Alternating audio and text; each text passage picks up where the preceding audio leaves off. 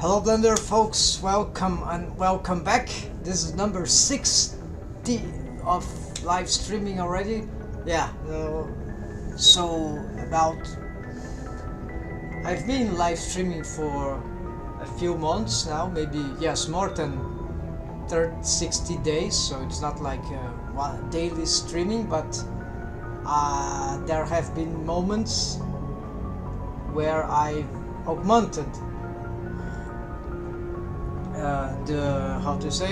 the intensity, and now I'm in a good position to say that if I continue doing what I'm doing, I think I just see no reason to stop. I stopped streaming for about 2 weeks nearly recently, and this was a very bad moment I went through, but then as soon as I got back streaming, I don't intend this problem to happen again, at least not very soon, so we're in a good position to say that we will continue with the streams for a very long time, and there are a lot of things to do. So okay, mouth rigging, in case you're new to this, I'm making a spline skinning mouth rig with a lot of bendy bones, maybe not a lot, but we're developing features here. If you see the layers that we have here, let's show everything. So so we have a jawbone, and that jawbone, yeah, some wave painting are lacking. Actually, okay, I need to symmetrize that. Let's already do this. So this I've seen on other rigs, found interesting idea, and apparently it will help to maintain this structured the deforms. Okay, so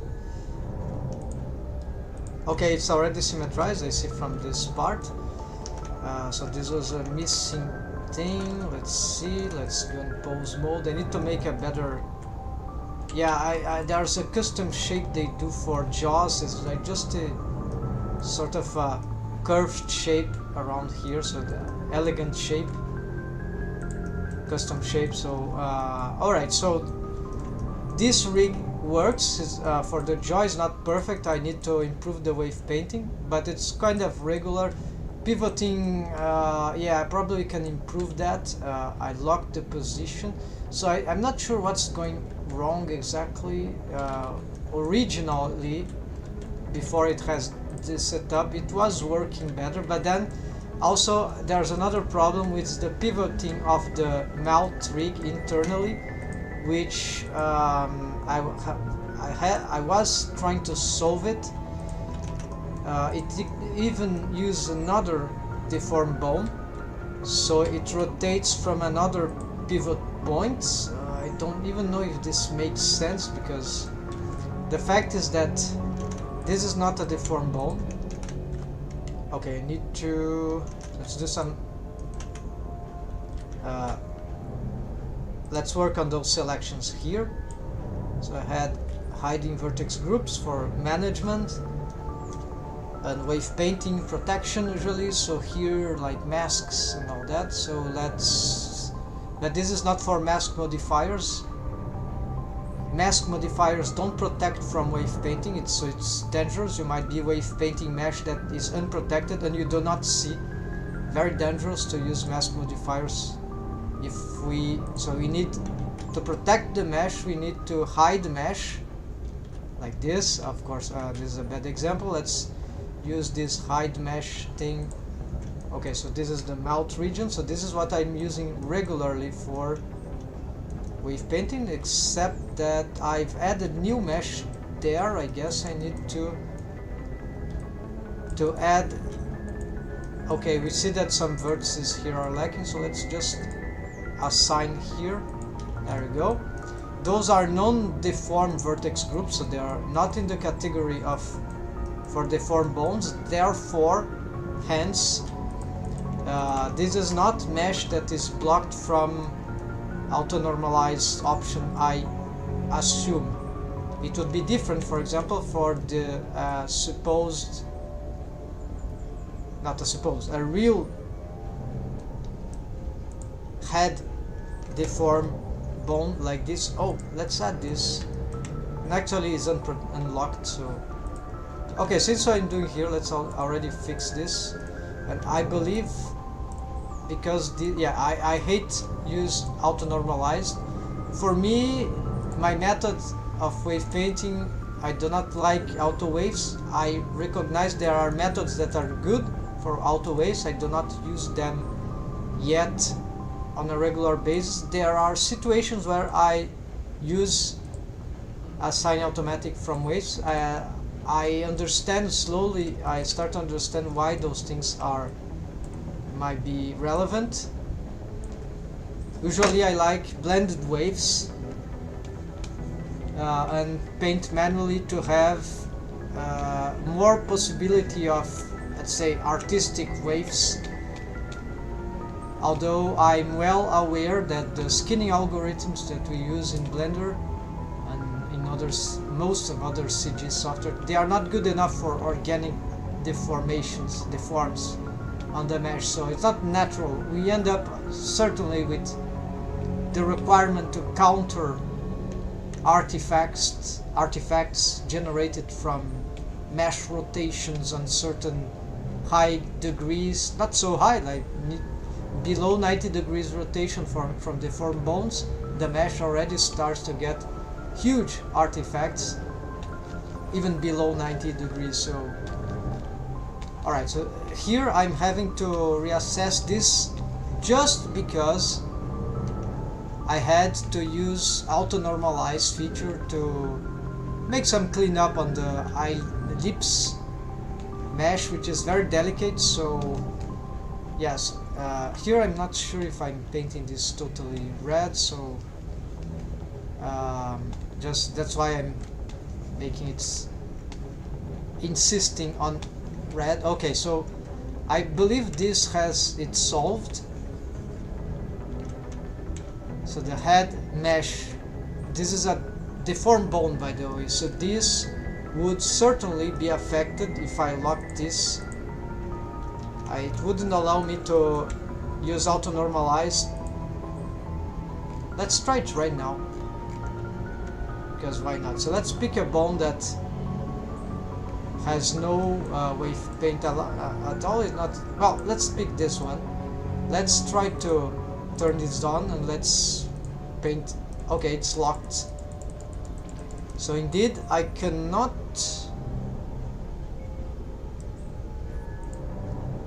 yeah, because it's locked, I cannot wave paint.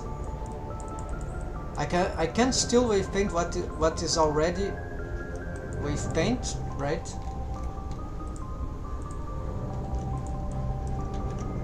But I cannot. Yeah, this happens because probably these values are 0, exactly 0. Is this correct? 0 point. Yeah, so it's strange. I try to add and it takes off. This might be a bug, but also it's locked. So yeah, I don't like auto normalize. So I don't know why. Maybe I should undo some steps here. Alright, that should be safe. Let's see here. Alright, so let's take this off. It's too dangerous for my method. It should only be used on certain circumstances. So I wanted the head to include everything from the head, every mesh from the head. So that's, and then this will reduce. This will mean that the ratios will be calculated as if technically the head didn't exist, because everything is 1 for the head, and then the rest can struggle to get whatever they can take from the head. And since the head stays still, this certainly would mean that the ratios here wouldn't be so strong, but I'm not sure now. This is very strange, but anyways, let's go on the continuation here. So I have a list of things to do. One problem that I was facing on this jaw rig is that the mesh of the interior of the mouth, especially the bottom parts like the tongue, this bottom area region, and the teeth, gums, arcade, whatever, they didn't rotate on the same pivoting point, or as they rotated they get a wrong rotation in relation to the shape of the jaw. So it's clear that, well, not clear, but here there's happening again, but of course there's something wrong here, is that this thing is not rotating, because the bendy bones that I have for the jaw, I didn't include mesh from this part, so maybe I should, yes, because then this has no pull into this part, and this is not naturally not good. So let's technically this should be good to do, but there's another problem that okay, auto normalizing is not turned on, so that's okay. I'll keep it like that. Let's blur these waves here. This mesh topology I've created here for puffy cheeks. Never done that kind of rig. It's interesting. So the reason why I was avoiding to wave paint some strange waves here. Let's protect the mesh, right? So I was talking about that, and then we ended up losing the selection and the hiding. So it will be mouth region, yes, maybe a little more. I have a head here, but it is lacking some new vertices, right? So we should be able to reassess this at some point, because I've been working on the mesh topology. So for now, let's just assign this. Maybe I can use this to hide. Okay, so start hiding here. Let's enable screencast keys. It's already enabled. So then, alright. So then I have a mouth region vertex group. So perhaps because of the jaw, I should include this now. Yeah, let's include up to here. I don't think that other part is required. Slight waves maybe. Very small waves there. Why not? This already goes into the ear, right? So thinking, yeah, no, let's not take that. It will include actually that other line, although it will be a cool motion, but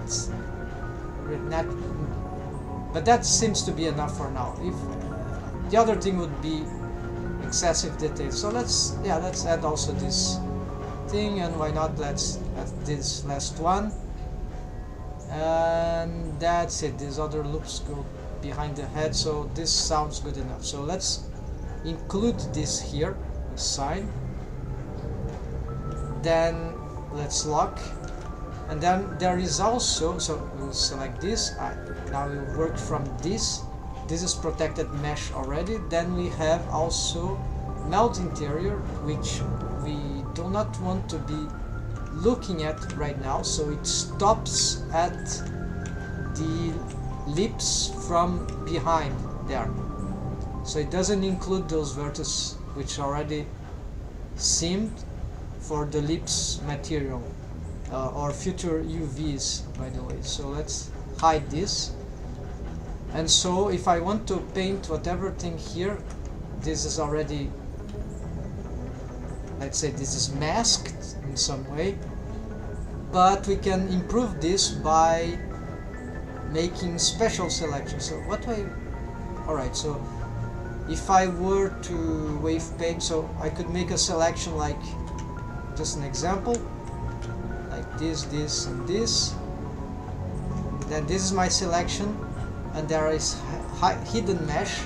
Then when I go on wave paint mode, if I see that this is what I can paint, but then I can use these options here, either paint mask or vertex selection. Can only have one at once. So now this area is protected, but I cannot swap bones. I need to take off that, so I create shortcuts for this. O and P. So O P P O P O P O P O. And so yeah, it's still annoying even with the. Sometimes you don't see. I want to swap bone and then and make the selection. It's better to not have, much better not having the shortcuts, however. Keyboard shortcuts. Okay, so then we have this. We can, and actually we can also select and add to the selection, but this is very complicated. I know they added this feature, so we can still have some. Same for here. We can do this. But you know, this is sometimes it's just not enough. Sometimes it's great, but sometimes it's not what we need. So good practice is to keep going on edit mode to make the selections for what we need, and then we go here and enable those things, or not. Maybe we can just hide everything. The cool thing that I see is that we can still see the wireframe of the hidden mesh from wave paint mode. Then we see the stuff that is masked there, and then but we cannot paint on it. And then there is the protected, the non-protected stuff, right? To select it. So this is vertex select. If we have just a selection of vertices, then we cannot use face mask. It doesn't work. So for example, if I have this edge ring here as my selection, it doesn't work if I try to use paint mask, because this is for faces and this is for vertices. Now I can. So if I get this, active group is locked. Where?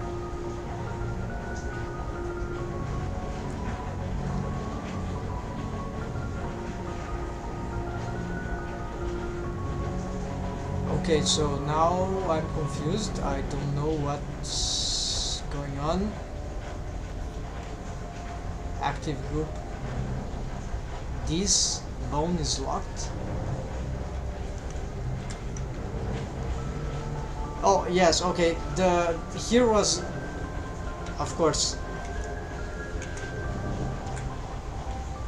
Okay, what's happened is that I was on a selection which I don't remember which was, but of course I cannot paint on something that is locked. So this is what was happening.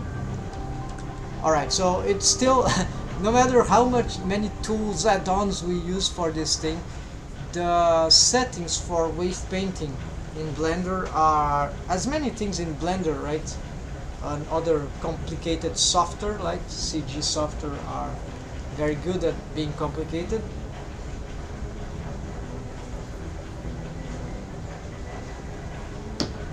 So yes, there certainly would be ways to make this more user-friendly, right?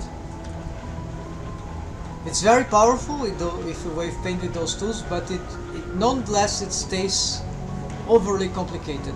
Like, I have experience in using these tools, not all, of course. There are many tools that I don't know yet, and other riggers use. I'd like to learn about them. Some I don't use because I just don't find very much utility in them on my methods. It's good to know though, to learn at some point. Cannot learn everything, right? It's just too much, unless we're specialists in learning every single niche in a software. So okay, so the reason why I didn't want to wave paint this with these bones is because I was intending to make more deformed bones for controlling some parts of the face, and then I was wary, what if I adding waves here, this could make those deforms worse. However, considering this is the jaw, and also there's another factor which makes this rig particularly complicated, because there are mechanisms here which are intended to be achieved. So for example, this is the jaw, we want the mouth to follow the, at least not the mouth entirely, right? Usually what I've seen, and you probably know already, is that the bottom of the mouth, it follows. So I have a bone here for which controls some splines here. I think we are missing some features here. So yeah, there's a lot of, I'm accumulating older features here. This is getting confusing, right? So okay, I'm starting to use a new system for this shrink wrapping, so maybe I can simplify these tips. Not simplify, but perhaps make the rig more organized, right? This is what I did today on my new on a new proof of concept. A couple of proof of concepts I were doing for certain rigs in the facial rig, right? So I found out that we can actually have a system like this. Actually, let me match those things, right? Yes, let's make this matching here. So how will that work? Yes, let's work on this for a moment. I'm going to hide these things here. Let's just work with these ones. Lip stop, lip spot, right? Let's pick this. Yeah, we need some transparency. I'm afraid we will have to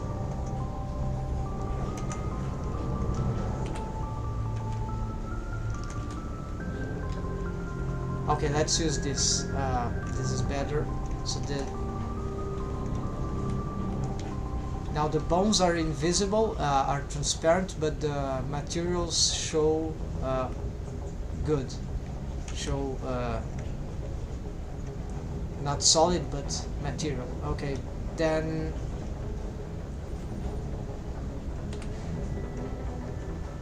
yes, and I haven't reposed those things after I made radical change to the lips, so let's do these fixes right now.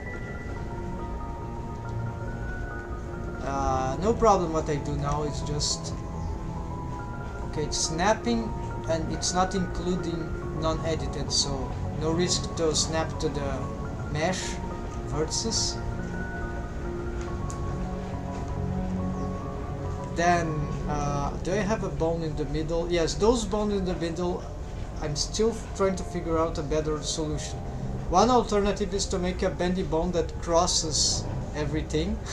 So this works, it's an asymmetric bone, but it kind of solves.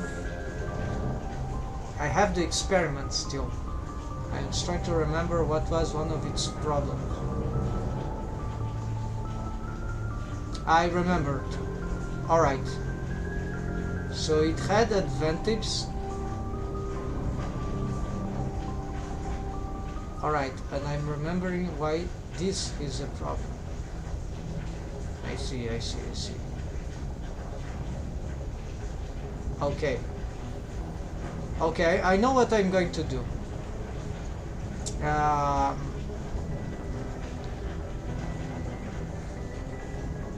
This system is bizarre because what happens is that those are bendy bone splines, and we won't be able to see it without the mirror modifier. The unique way to... no, they're not the unique way, but what happens here if I pose a bone that moves... wait, this is not deforming crazily. This is actually looking good. So strangely enough, it's not having the bad effect that I was thinking out. Why this is working suddenly?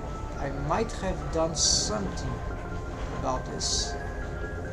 Copy transforms 100%. No. Copy transforms. Leap down is this one. Oh no, this is another one. Alright, so this has an old target, but we can... let's see here. Yeah, let's pick here. Then we'll start to see the problem emerging. And here too we can use the same target. This value is too low. Let's put it 0.3.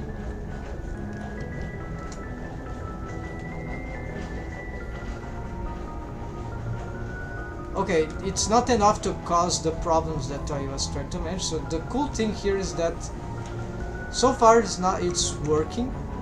So to avoid the problems I'm trying to get them back to appear, but I can't.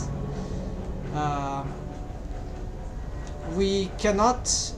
the idea is that it's dangerous to move these two bones at the same time because of the stretch and squash of the bendy bones.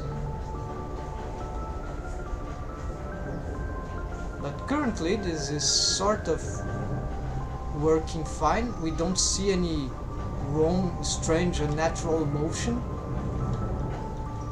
Okay, so if it stays like that, then okay, we can totally keep this. And to avoid this, sometimes we can, instead of moving this, we move them individually.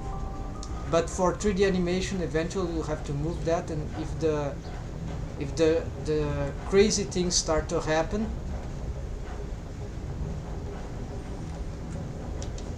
let's see if we are... okay, here too the shape seems good, so... although we have all these controllers, this is not being enough for us to make facial expressions, for good facial expressions, the ones that I want actually. So we need to make a lot of improvements in this melt rig. So one improvement or experimental thing that I was doing already was to improve the mesh topology and mesh geometry of the lips. But it's not enough. We'll have to...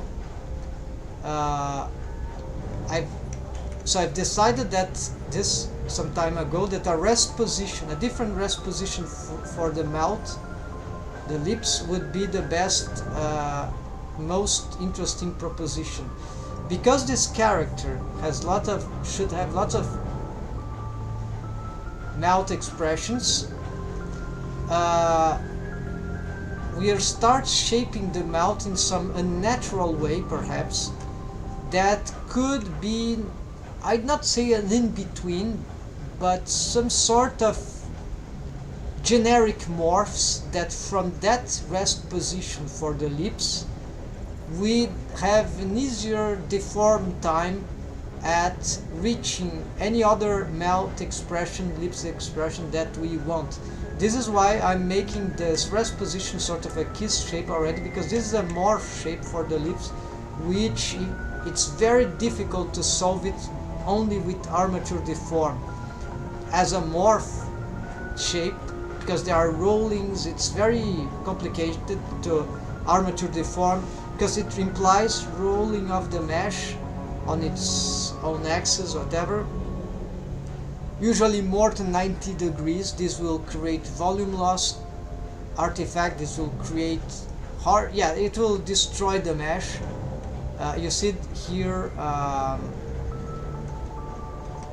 Well, this is already a rest position. So I'm starting with a rest position where I'm trying to start on a rest position where the lips have already some complex shape, and then it start to decomplexify as I pose differently. But this is not good enough. The mouth here is too small, and since I cannot record this shape, what I'm going to do here is dangerous, so I could duplicate this object, but let's make a backup. So that will be okay, 12 today, and mouth rig, yes, except that we'll add something like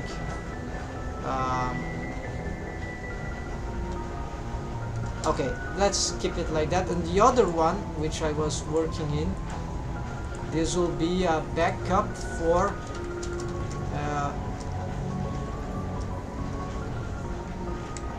lips shape backup. Alright, so this change here means that, okay, I'm 93 here, so I'm going to start transforming this. So I'll what I'm doing is kind of crazy. Not crazy, it's logical, but maybe not. Maybe I've seen that some riggers attempting with this, I'm not sure. But the rest position for the mouth shape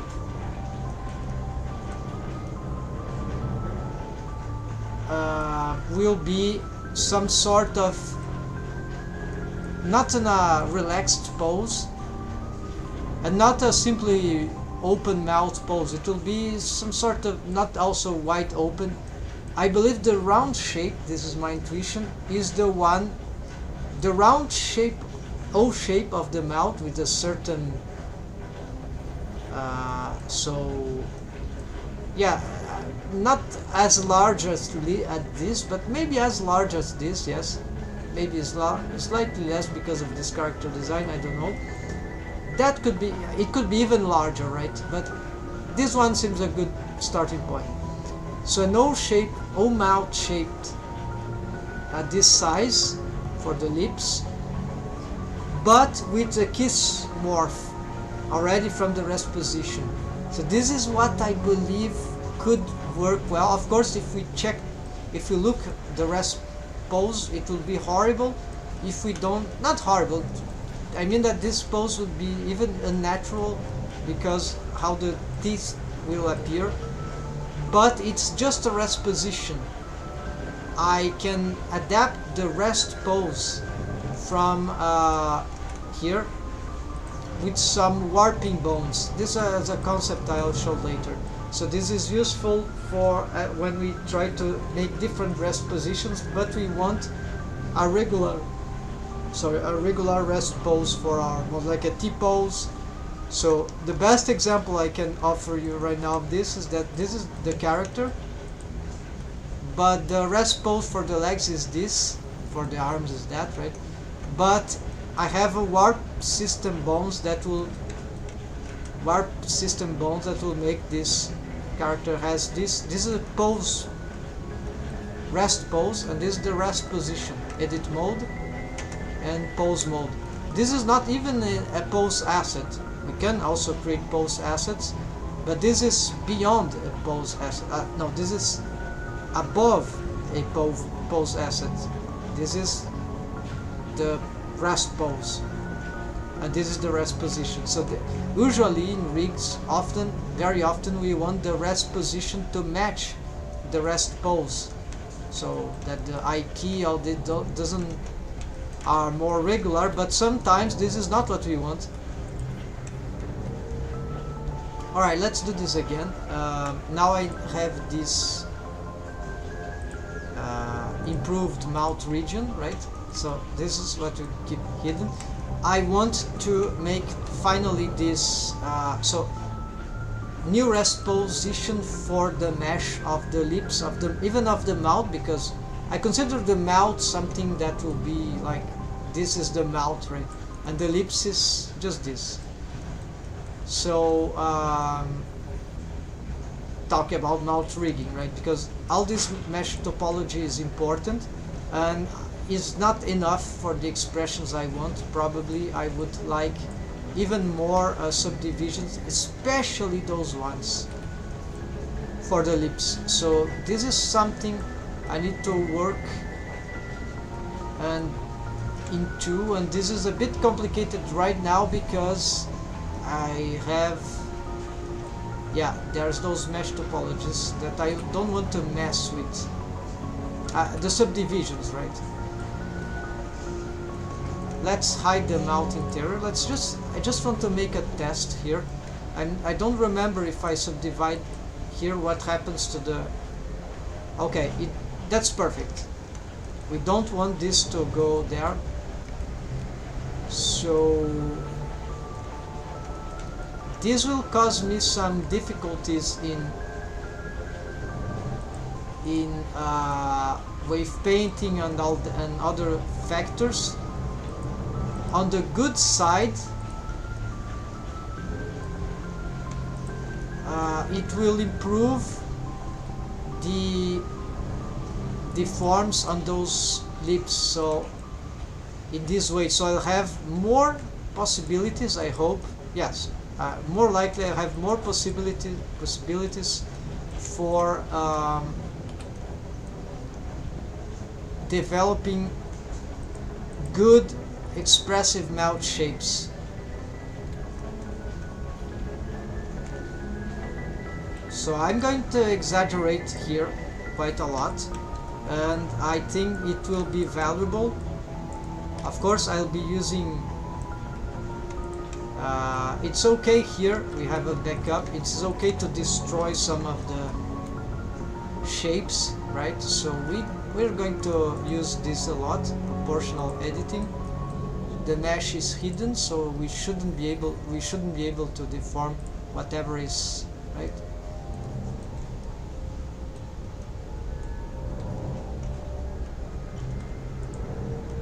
So now yes, let's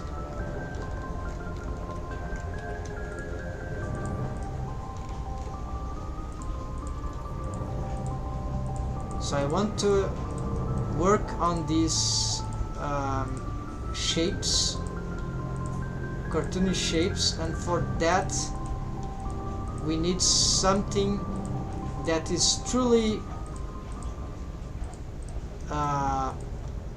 versatile and for deforms. Oh, hello there, 360 show. Yeah, you're doing a great job. Thank you. Welcome. So, are you a rigger animator? Do you use Blender already? How have you reached the channel here? Just curious. Don't need to answer if you don't want to. So I never made a mouth rigging for a whole character, right? This is the first time I'm attempting a complex mouth rigging. Yeah, I'm deforming the stuff here. But I have experience with spline skinning on facial rig. Already the eyes were rigged. They work, they are very cool, but the mouth is something new for me. And so I'm making some tests here and experimentation. So this is quite crazy. I have been learning AutoCAD. Oh, AutoCAD, that's very for a long time existing software, like, and encounter it, you're like, wow, that's really quite I wasn't even considering this possibility. AutoCAD, someone from AutoCAD. I know very little about AutoCAD, but I know its potential. I'd like to have learned it, but I don't work in the architecture domain. I had a good friend that was an architecture, though. It's an interesting software. I like the artistic aspects, the buildings developed there, and in Blender it's much more difficult to create those regular structures, but we have more freedom, right? Don't know if you agree.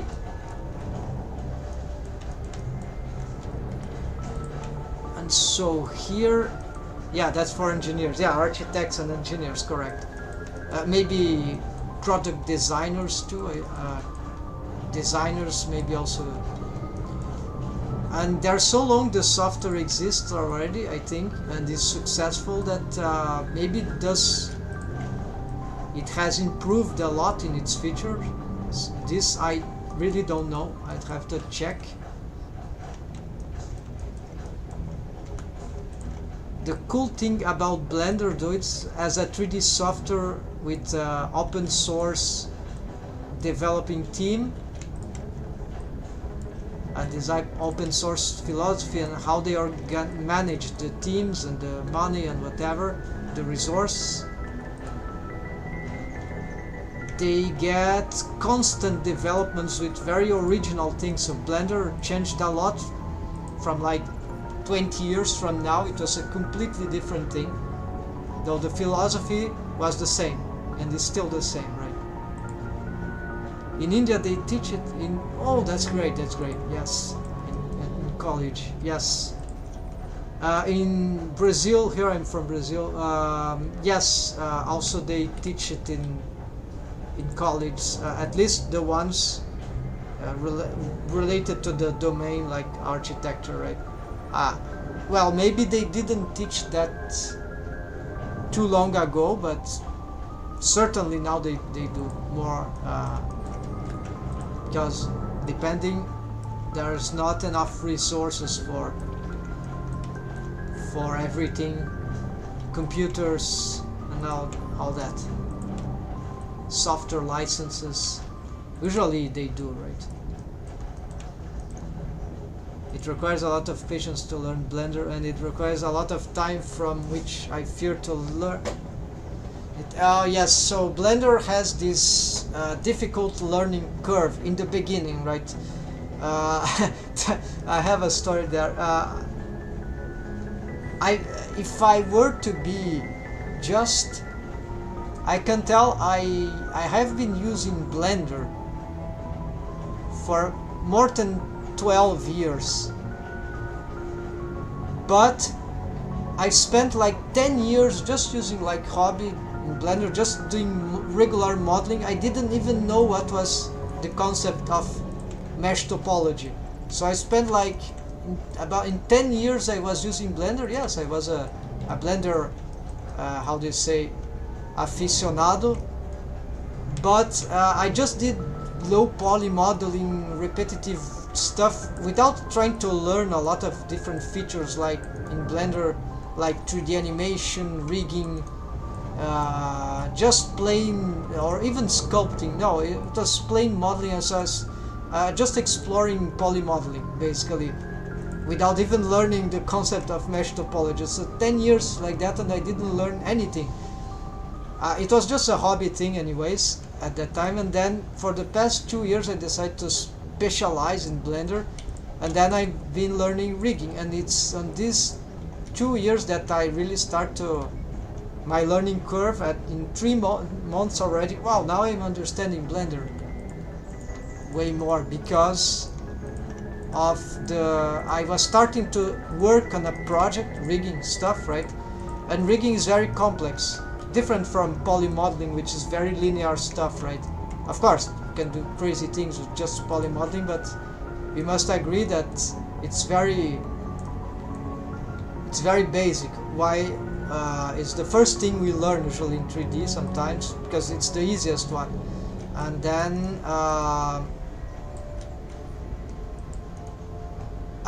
rigging, no one wants to do rigging almost, because it's super complicated with layers and layers of problems. And yes, but this, by adapting, by learning complex, addressing complex stuff, software. So I started really learning Blender, understanding the logics of Blender, thanks to rigging, because rigging is a complex stuff, and if I kept modeling, just modeling, I'll still be let's say a noob in Blender. of course, if the artist starts to learning, in my opinion, not only modeling but then sculpting, then also shaders, rendering, all that, lightings and all that, then it starts to get complex, right? Just as rigging. But rigging on its own, it's very cool because it has the complexity. If you start bone constraints, object modifiers, physics, wave painting, armatures, parenting, all those crazy things, all those crazy relations, spline skinning, skinning methods, whatever. Too many stuff, right? Animation, then, and you start to get the big picture, right? That's my experience, of course. I'm talking from my own experience, so certainly it is accurate in some points and inaccurate in others. Maybe other people, certainly other people have learned Blender. Certainly there are people that might have learned advanced Blender, got very fast on the learning curve just by modeling, polymodeling. It was not my case though. Blendophobia. Yeah, Blender is can be complicated to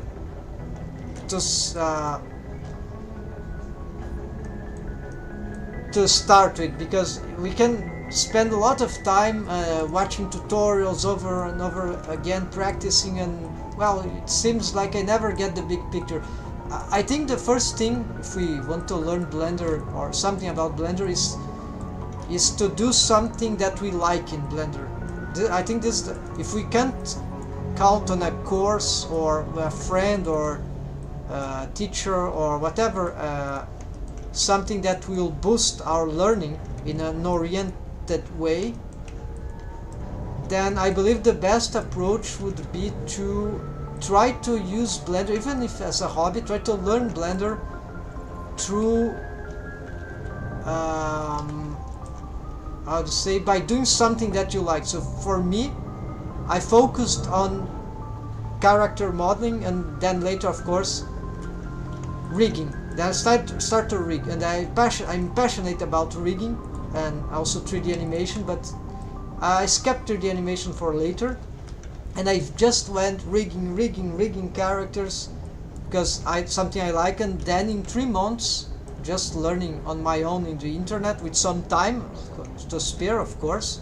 It can be very time consuming, but because it was something that I really wanted to learn, to be a rigger, to become a 3D rigger using Blender, then I survived and here I am making those rigging live streamings and trying to rigging characters in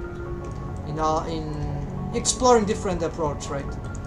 Rigging for 3D animation and perhaps for games as well. Okay, so I believe even the Blendophobia can be deconstructed with the proper approach, but of course, if you don't want to use Blender at all, that's okay. It's no need to solve a Blender phobia. Okay, I'm from Brazil. Yeah, doing fun projects might help. Yeah, it really helps because in education, the field of education, like where teachers study in the academic domain to become teachers, right? Or professors. So it is well understood already today.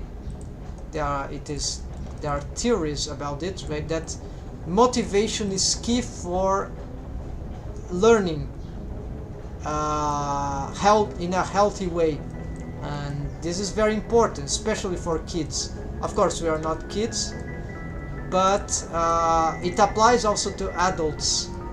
So if we approach things that we, at least in a way that is enjoyable, learning can become something. Even learning a complex thing can become cool because we are engaging in the thing. There are many reasons why to engage in learning something. One way to engage is not just, oh, you have to do this because then you can obtain a diploma, you can get earn money with that, you can become a professional. That is motivation. Perhaps it works. Usually it works, but it can be very nasty. But it's motivation. And then other motivations could be, oh, this is cool stuff, right? This is really enjoyable, or this I'm very curious about, right? About this, about learning this, and then this helps a lot in that's it. So that's why learning Blender, well, what means learning Blender? There are so many things. It's impossible to learn Blender. It's a software. We can learn it's like anything, like a sport. Cannot learn everything about soccer, for example. You have to be to know everything that the best players on each domain and the technician and whatever know about soccer. So the idea, so it's to learn the things that matter for us. And so if you ask me, I don't know nearly nothing relevant about shading. I know it's very difficult for me to learn shading. So I barely try to learn shading. I focus on the things that I know I'm good at because I like. And so if I have to do shading, no, I would hate Blender. If Blender was all about shading, I wouldn't care about Blender. I respect Blender, but it's not for me, right? Not for me.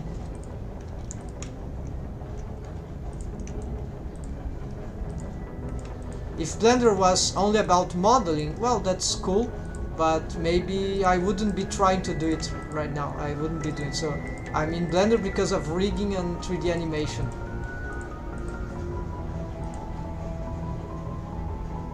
The best thing that helped me learn Blender was... Oh, hello Dan Young, welcome back. The best thing that helped me learn was a project called Blender 52, a new prompt every week. A great community, don't know, should be nice. And no pressure to complete something each week. Ah, that's really interesting. Community is motivation, right? Good point, good point. Sculpting is one of my weak points. I have difficulty in assessing sculpting. I have a small experience in sculpting real stuff. Very small though, but I know I can sculpt. I draw characters, right? I have a background in arts, by the way, fine arts. So yeah, that's why I know about something about sculpting, but no, it's not my specialty. And 3D sculpting, then also not my specialty. But it's very interesting. I want to learn more tricks.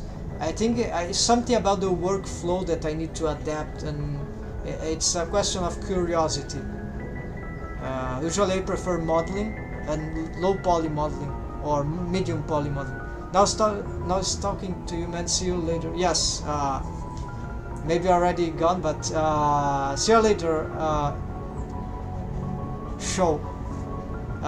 Will feel free to come back anytime. I'm streaming daily as much as I can. Rigging stuff, right?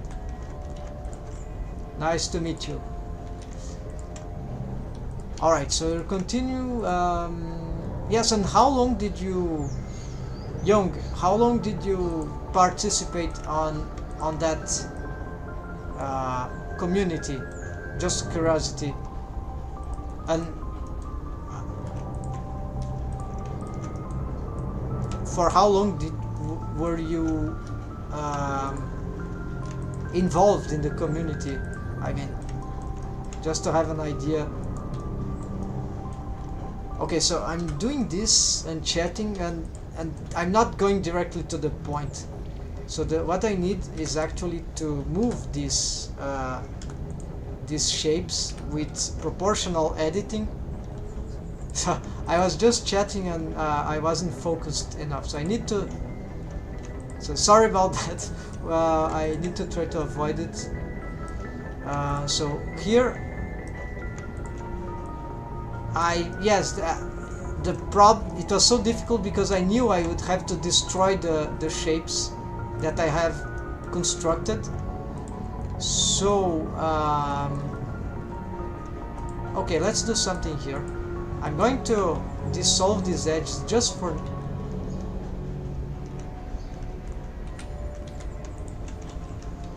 dissolve this.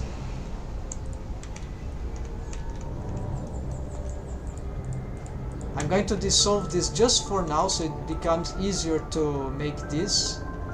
Well, maybe not. Okay, so it didn't get much easier, so never mind. Let's go back here.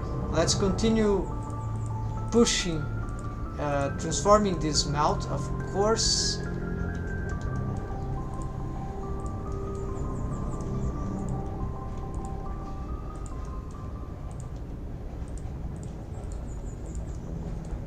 So I'm trying to make an O mouth shape, and this of course will disrupt whatever.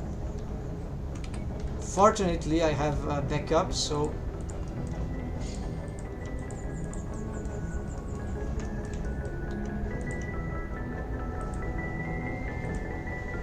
I did make it though the full 52. Oh, the 52, yeah, 52 weeks, so like 1 year, and then a few more, but I still keep touch here and there. Oh, that's nice, that's nice. So I still have contact with the community. It's just an experience, integrating experience, right? After the first year, I really then use some of the parts of Blender that I want to learn more about. Yeah, so they got that introduction, right? That's a great way to learn Blender in the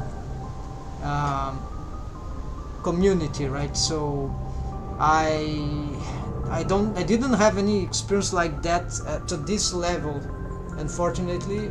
But yeah, there's those Discord Blender communities. I like the Blender forum community, but I don't know. It looks like the way you explain that Blender 52 project, right? Actually, it's way more intimate in the sense that people there should be really works really like a more realistic community, not those digital communities which it's everything difficult to get. Yeah, I don't know. Maybe it's just me, but what I feel like is that I'm from the time of forums where it was much easier to make friends online, directly online. Not that now is hard, it's just that maybe I'm just too old and I cannot adapt to the new media. But I think that at least that type of community that you mentioned, like a project of that kind, is a great thing to. It's a great approach.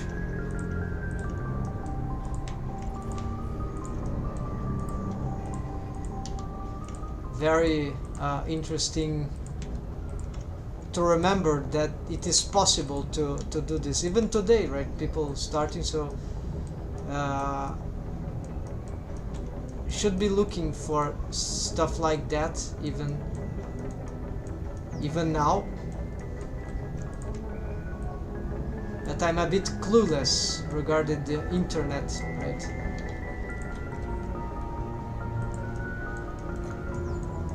Okay, what is part of the mesh is this? This is confusing. I think I've crossed the mesh.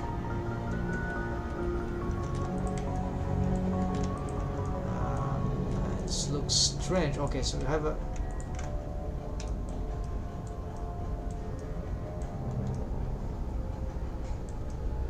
What is this face loop? It's very strange face loop. Alright, and what is... Oh, I see. This is why these things got crazy. Yeah, these face loops, they are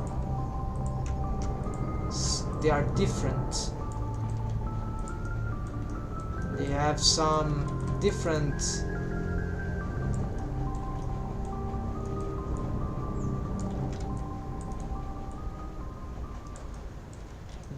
mesh topology.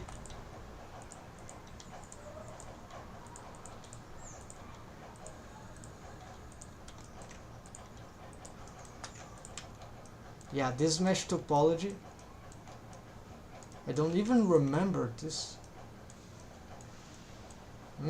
This seems to be bad. Yeah, this mesh topology seems to be bad, so let's try something different here. I'm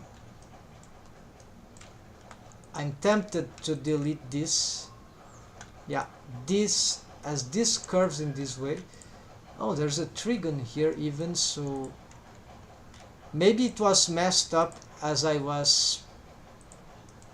Okay, so I don't know, so just to be sure, we'll make this reconnection later.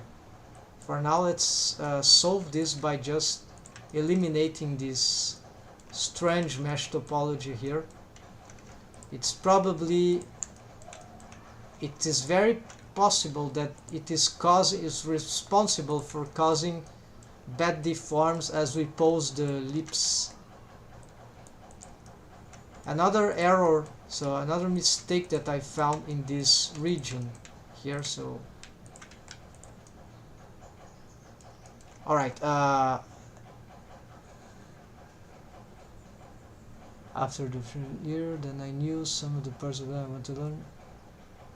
I'm in the 50s and I hear you about some of those Discord communities. Yeah, I'm slightly younger.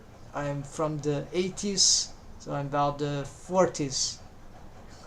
Yeah, we have similar generations, and I remember the times of Orkut. At least in my country, Brazil, it was very popular, but it has lots of problems also. But I remember I made some good friends there, even animator in animation. So, well, anyways, this very long time ago. Blender existed at that time, I remember, but no, I wasn't. Okay, so we made some fixes here in the... We simplified the mesh topology, so this looks much better. You see that as we organize the mesh here, it doesn't sound to be too horrible. Now it seems to be much simpler, right? Yes, so mesh topology is really important to get regular stuff. Yeah. And we also made lots of... Okay, so now the mouth shape, it will be very hard with this without a reference. This is not good reference. I would need some sort of character design. Yeah, I have a model sheet, but it doesn't have the proper shapes. We'll have to edit it, so that's fine. This is certainly very bad. Let's see here, model sheet. So you have a front view here, side view doesn't matter. So what I'm going to do is that I'm going to perhaps draw on top of that. Yes, let's draw on top of that. So I need to get here the grease pencil. Yes, this is grease pencil edit mode. Let's see if we can. Where is the drawing tool? I think this is for annotations, right? Annotate. No, I don't want to annotate. This is extrude. It's not edit mode, it's actually draw mode. So now this annotation. I don't know how to. Yeah, I don't remember how to use this thing. Usually I use annotations, so okay, so the expression that I want, I'll just make an annotation. I would like to have a mouth shape for this card, something that will look perhaps like that, or maybe more like here. Yes. This mouth shape won't cover all that this character requires, but it will be some sort of good reference. So I think the lips should have about here. We don't see very well with this. Okay, let me hide the mesh. Okay, okay, this looks good. So it could be even larger. Okay, we can go larger than that. That's right. So the problem is that this annotation will require to have some sort of front view here. So let's try to add here a front view thing. And we can simplify that by having this, and that's it. So this is our frontal view. Now we can try to solve this with the help of course, the chin here. We must make sure this is, we've deformed it very badly, right? So we can actually try to make this matching here, right? So this, let's mark sharp this just for to have a reference line there, so that I can see where its vertices. Yeah, I've picked the right one. We can do this. I cannot see very well where they are from this angle, so let's pick, yeah, let's pick from this.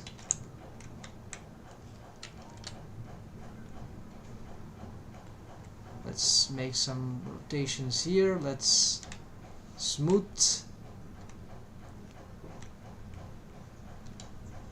This is where perhaps sculpting could be more beneficial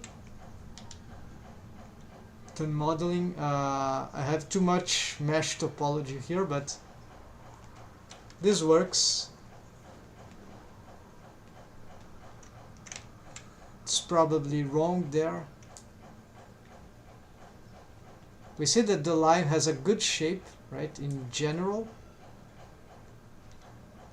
We don't need to follow strictly the character design. It will be, provided it's approximate. Only certain areas require really a lot of attention. Usually for character design like this, it's all areas, everything requires. So it can be really time consuming to get good shapes. And then, but then if we spend too much time on the rest position only, then we start deforming stuff,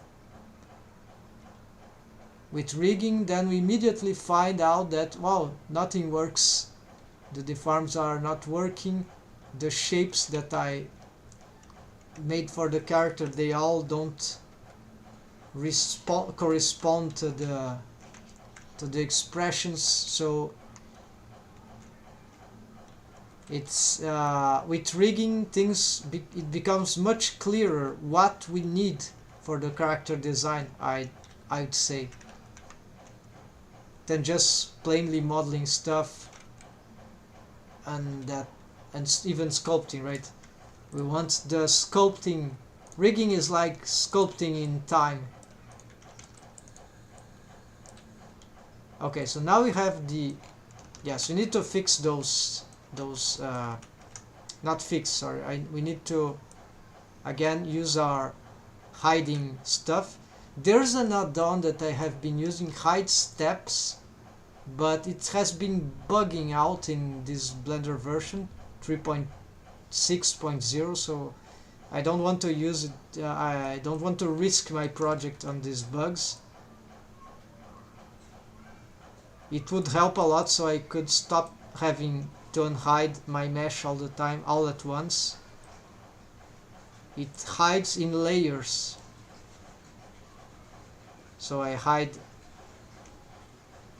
this first. Where is the panel?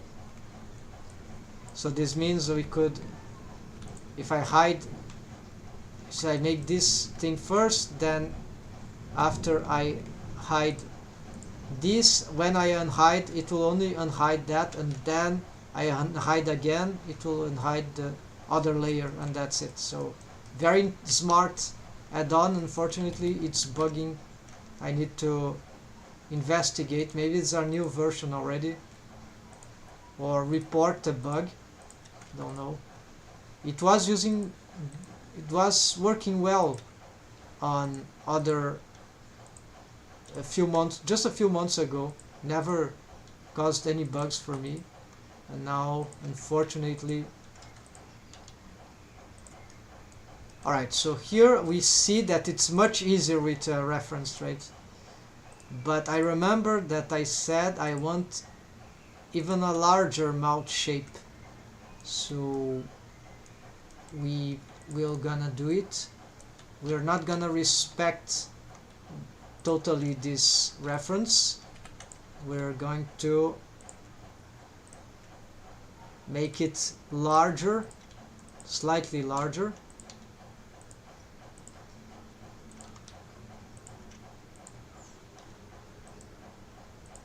And it really looks like that by using those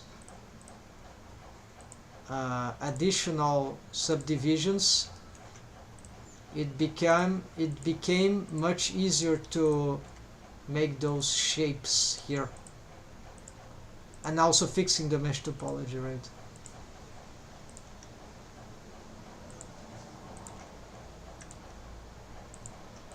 Alright, so here we see that the size of the bottom lip, although I'm making it larger, so we need to readapt. The thickness would be nearly something like that, but maybe even lesser. So let's respect this thickness, so it will be something like this. Yeah, it's not something like I can maintain the volume all along, so if I pick, no, this is not a good idea. So problem is deformed, but it's something about this thickness. So this is good. I feel like slightly larger, thicker. Then here, of course, as we approach the sides, there should be a reduction, right? Especially here. So we need to know where is the. So here we can. Yes, this mesh topology is all bad. So let's. It's hard to select here. Let's. Hard to select this thing. So let's do here up to here.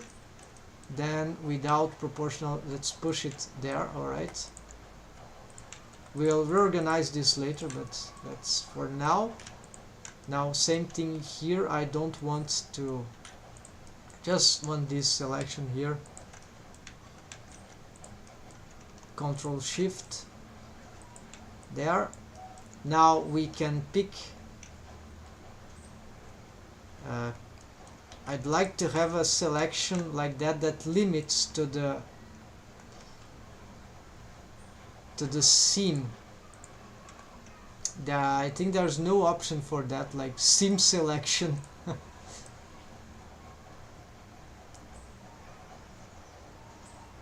It will be great if it had something like that, right? That it stopped at some marker. The only marker I can create is like just hiding some mesh. Like, yeah, we can make it right now. So there's a marker. So here, but then I'll have to unhide, and as I unhide, everything unhides, and that's really complicated. But it's much better to work this way, right? For fixing this area here, these loops. Yes, this is looking better, although there are a lot of things to fix. This thing is completely inaccurate. Actually, this mesh this mesh actually is the part behind, so it's all rolled over in the wrong way. It should be here, right? So maybe it's the case to create more geometry there. So yeah, we'll continue seeing what we need to do for the front here. Those gizmos won't help, so that's what we need.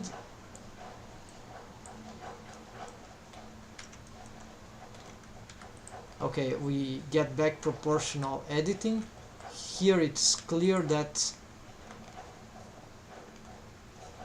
okay, mouth region and mouth interior.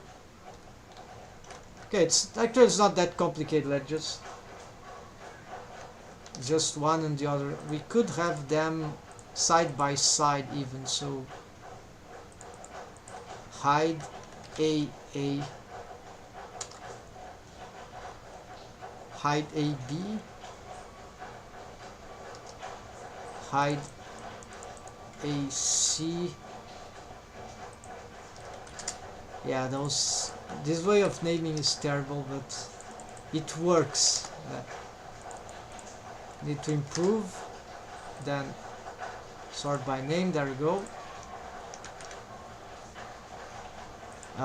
Here we are going to hide this again because we haven't finished to solve this very delicate part. Here is very important. So here I want to manifest the fact that the lip here has a special realistic shape there. I want this to appear in the now proportional editing is not gonna help in this. We need to bring this forward also. This edge loop seems really bad. Now I need to, yeah, I'll have to readapt that. They really look like on a seriously bad orientation, right? Even this one.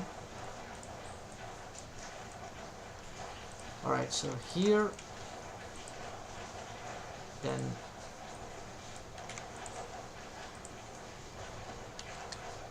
let's see how we, yeah, so this, let's get it closer to, so it develops the shape that we want.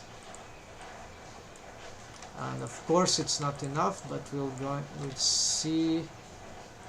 I'm not sure from this point of view. I think it's something like that.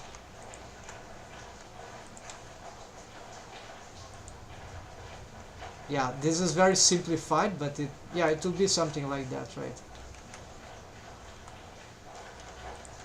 This could also be outwards like that, and this again, this starts to spread like here. Here too far away. What this is doing here? So maybe this was one of the reasons why it was very hard to make the good shapes. The lips were really okay, and the thickness here is too much for it, so we're going to reassess this too.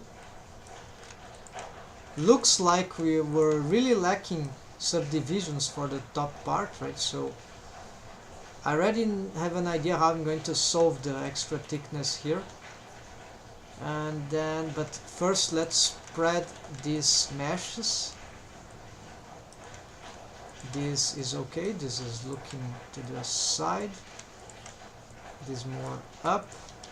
You have to make some redistributions here. Then we have here, we need to, if I see this properly,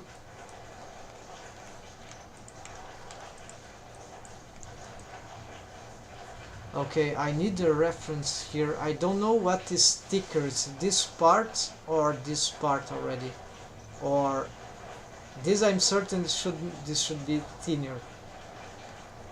Here I know it's regular, gradual.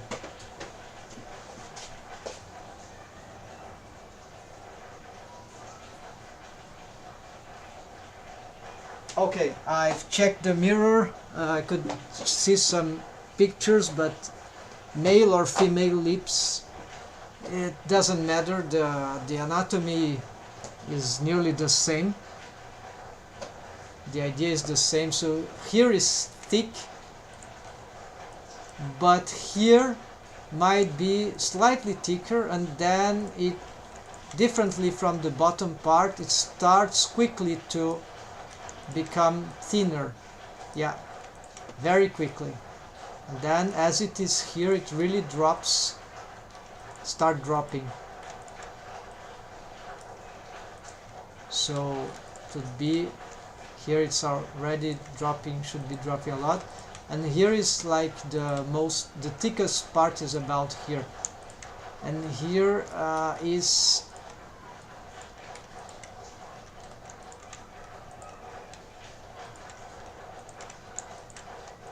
then we could make some distributions here, redistributions.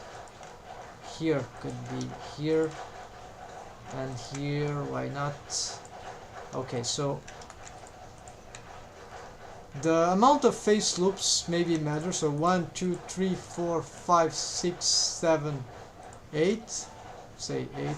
1, 2, 3, 4, 5, 6, 7, 8. Okay.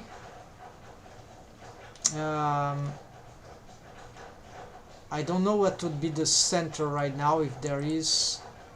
It looks like that the top one has more how to say, stretchiness potential than the other, but it's just, might be just something about the current pose.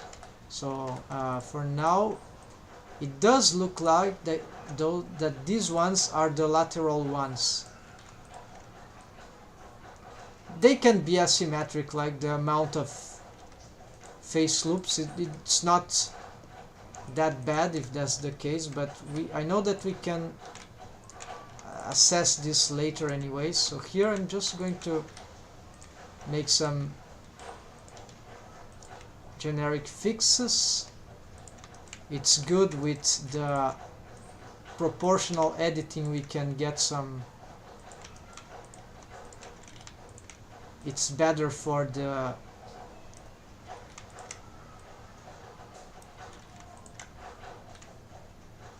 we can easily get things more regular, faster, like this. Yeah, this. And here, yes, it's clearly that this is too thick for the top side, at least for this character design. So we're gonna pick these, and we're going to really reduce. But we must be aware that, yeah, and maybe here we can bring this to some, why not? But I don't like here, it looks like that this could be tilted in some other way. Let's make the shape a bit more exaggerated, and then it looks like, yeah, it feels like this should be more to the bottom, and the rotations are not that good. Yeah, so, and here it's still too, okay, now I think I exaggerated in the reductions. And then again, this spreading here seems to be too much, but it works. It just doesn't look that great on edit mode. Maybe we need to assess this here. Should I risk another subdivision? No, I just need to make sure that this thing gets right. That part will keep being complicated. It does seems that it's spreading too much, and I always seem to be lacking mesh geometry here. It's like too many vertices here and too little here, like, but the question, should I, okay, there's an easy fix, right? If I could add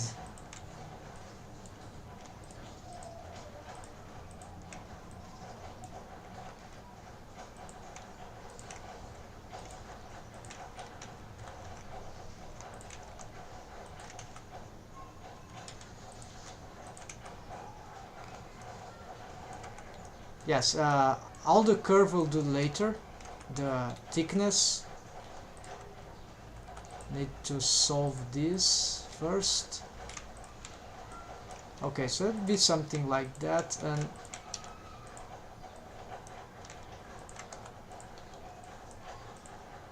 here we want to, yeah, we need to make sure that these things get concentrated in the right direction. Maybe I should just, yeah, so this thing, let's put it here, and this, let's go up.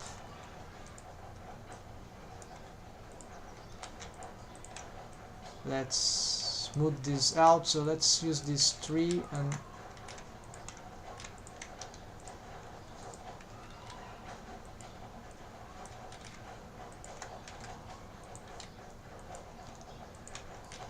okay, now let's use proportional editing, and let's try to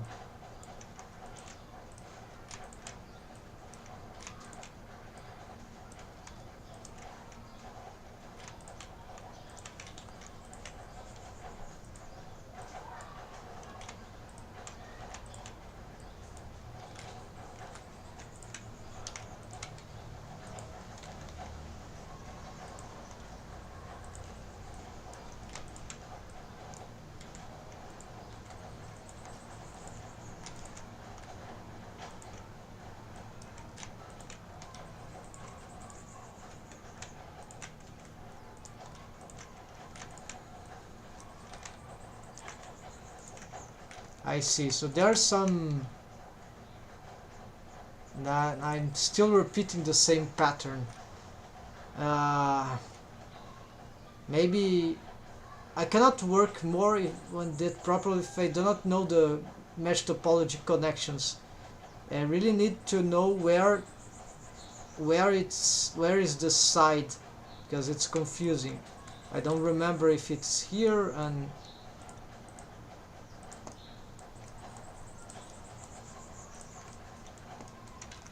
okay, so now let's make the turning around.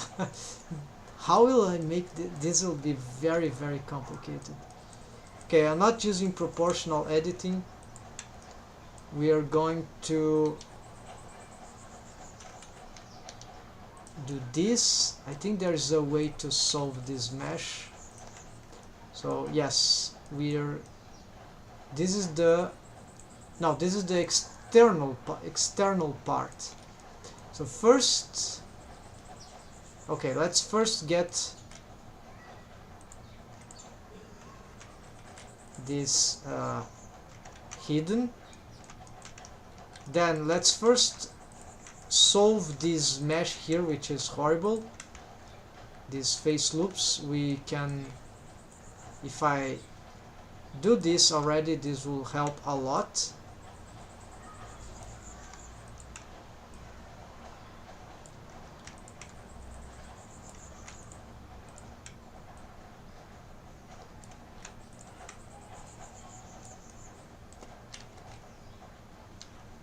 Okay, this is much simpler now. The outer mesh is sort of not solved, but good. I think we can work well from this. The character design certainly is not adequate, but it's not ugly. Like for this character, it's like still valid. As a art director, it looks like good, right? I mean on the lip here, but the way this mouth shape there, generically speaking, and the stretching of the mesh is good. Seems to be working, but then of course we need to revolve around this part.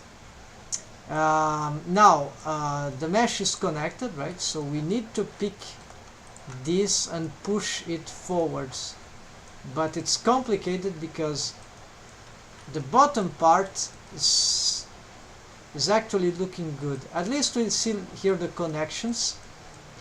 Looks like that all this part is good except for the thickness. So what I can do here is perhaps just not this one. I'll hide everything from this on. Yeah, I'm gonna hide that. And we're starting to work from, okay, maybe I could hide this thing at this time. Okay, because that it's annotation, we'll delete it later. So I need to pick this. It's probably okay. I cannot push this, it will be very bad. Instead, let's work from the inside. So if I try to smooth this out, it also doesn't work. So let's push it behind and start smoothing. Now we start to differentiate it from the rest. Gonna push it more. We going to make some rotations here. We are going to start making radical shifts in the way this mesh works. So at this point we can even consider hiding that. We don't need the armature.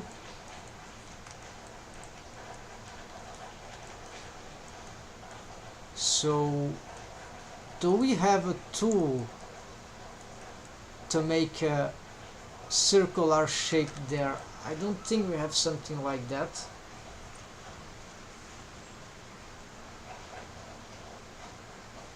Sculpt mode. Alright. Maybe this is a task for sculpt mode. Let's see if sculpt mode can help us. So I had to push this mesh to make it circular, or yeah, push or pull, we don't know, but flatten, smooth, crease, blob, layer, clay strips, inflate, grab. I think the grab, provided doesn't create additional geometry, that's good. Can it grab from the other side? Yes, it can. So interesting, but it doesn't grab exact. Can it grab mirrored mesh? No, only the real mesh. Okay, this is not very regular, so this is not very good, but it's sort of creating thickness, and it's kind of helping. Maybe if I did that, yes. This is too large. Let's reduce this.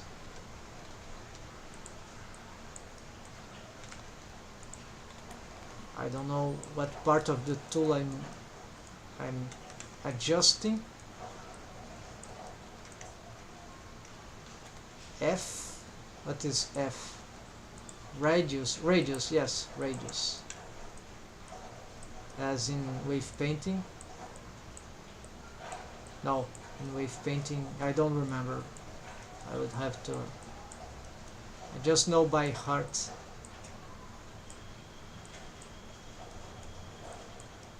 Alright, so here we need to grab these things and make them circular.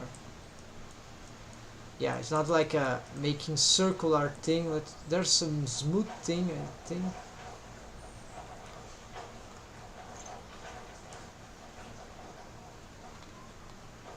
If there be something like to smash, inflate,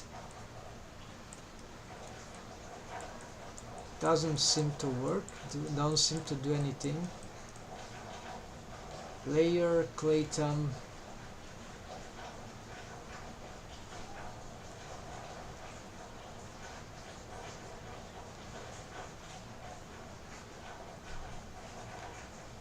Flatten, let's see.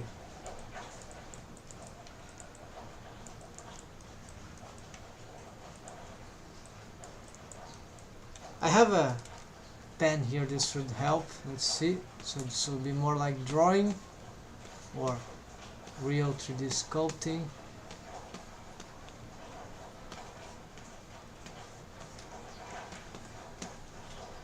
Okay, so draw actually seems to help in that sense, but it's still not. Yeah, this will be this part is really bad. Here's where we need to grab a lot.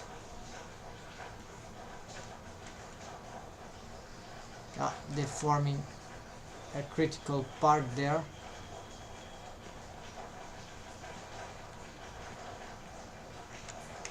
And maybe there's just too much mesh topology here, that mesh geometry, that is not helping to. Okay, so this is gonna be good if I could pull it to the inside.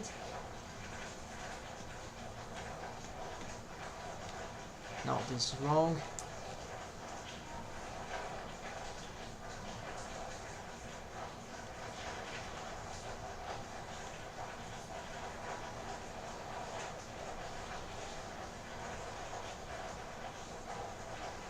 Yeah, this part's really complicated, at least the way the tools I'm using here.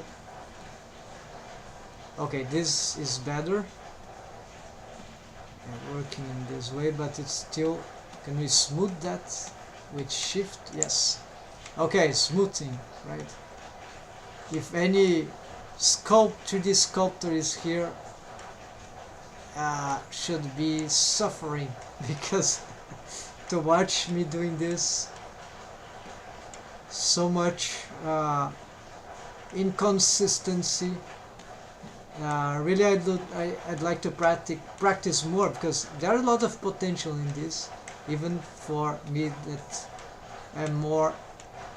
Oh, so smoothing is very good for making those curves shaped there.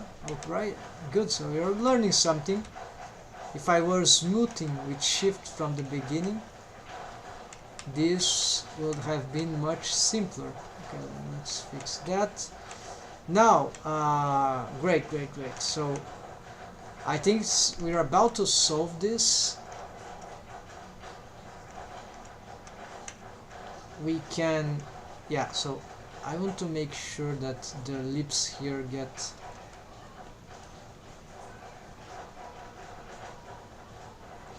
I cannot do it very well with these tools.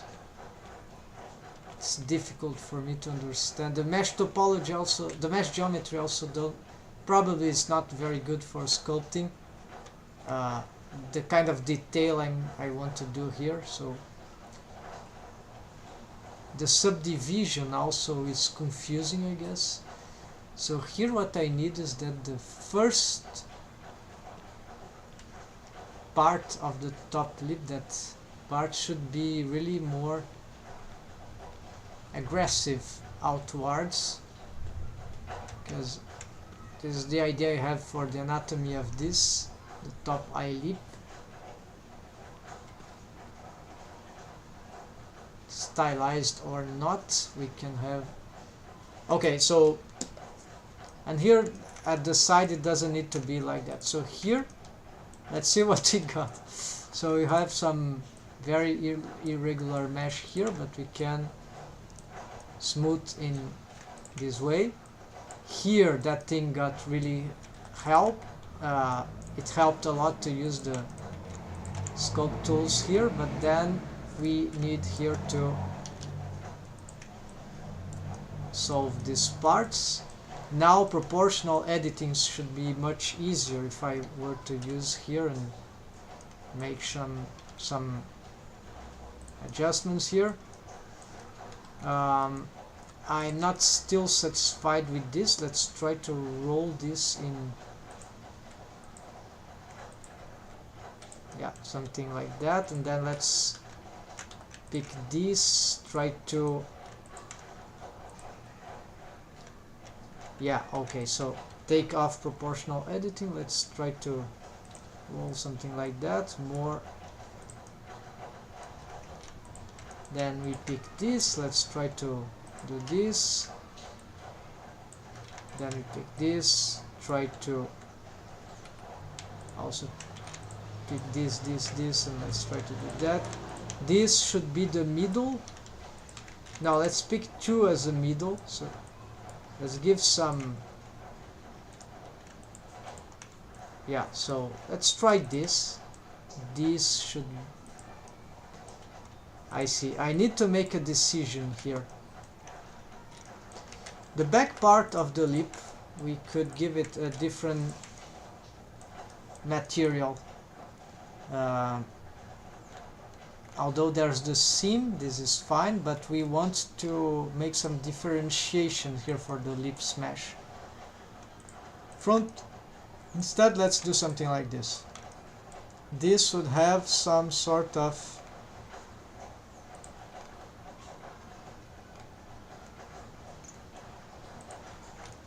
okay, let's see. So this will give an idea where could be the middle part of the, right? And then we can decide if this amount of geometry is good enough for the lips. I would really like there would be some constraint that would hold thickness from one side to the other. Right, this is a very interesting problem. I never faced this in this way, right? Some sort of preserving volume for this. It would be like if I were creating a rig inside the mesh. Like the rig, of course, we understand, so is inside the mesh often, but because it's a round shape, I want to preserve the volume in certain degree all around whether it moves. It would be like having not the same. Okay, so actually I've just thought about an idea here. Maybe I've made to include this thing in this rig. What I could try to do to achieve is that the spline skinning rig for the mouth, the lips actually, I would put the bones, the bendy bone splines inside the lips. And so that if, to guarantee, I don't know if it will make a lot of difference, but it logically it would make sense that yes, then the control bones will be reaching outside. This is, I already know how to do that. But nonetheless, the bendy bones will be exactly not on top of the lip, no, inside the lips. We already have bendy bones, so actually we are fixing these shapes, and let's assume this is acceptable.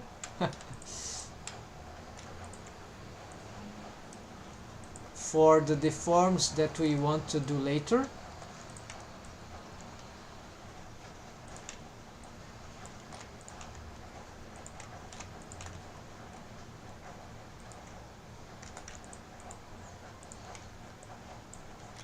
There are a lot of things we could, yeah, no, actually there are,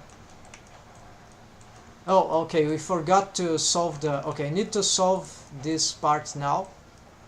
So we'll have to hide everything again, so didn't finish this work. It's very time consuming.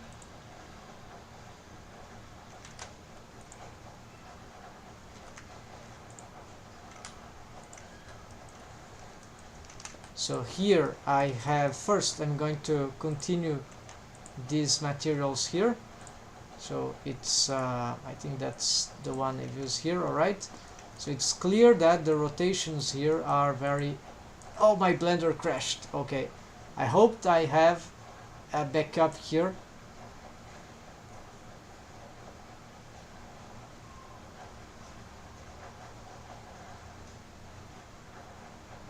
Okay, this is, I've just saved. Alright, good. Good idea that I'm saving all the time, or is it an autosave? I don't really know. So let's save, then we get here, let's pick this and this, let's change the material, assign, save again. Now let's pick just these ones and let's get them. Now the face loop, actually, let's pick this and try to make it, yeah, so we can improve these positions here. Yeah, now no more proportional editing, just try to adjust visually. Hopefully now there are no, it's just a few.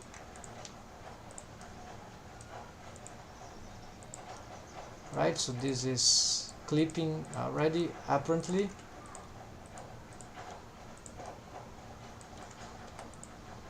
So naturally this is not good enough. Actually this should be going really more to the inside here.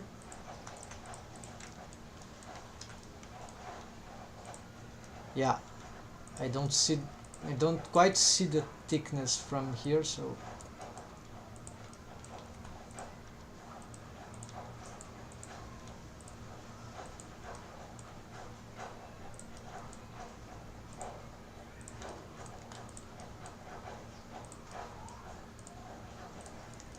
And this, yes, let's bring this back.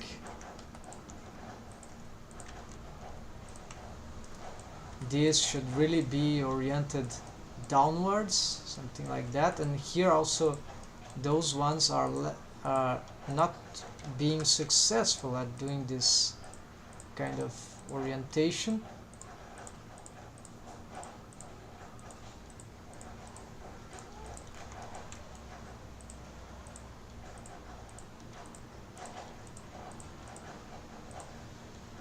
Alright, now I think this is better. All this thing as we could, yeah, is there a better way to do this? Let's see.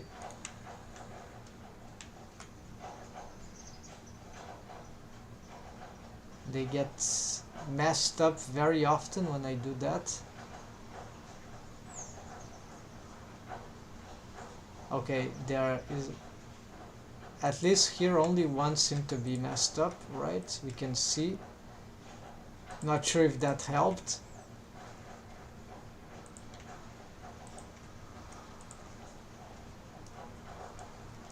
Now for this one, let's first smooth this out and let's push it more to the middle, like that. Here we can smooth this out a lot. Push it like here. Why not? You can actually, like, this could be reduced in size, so it sort of shrinks the, and this instead, this we expand.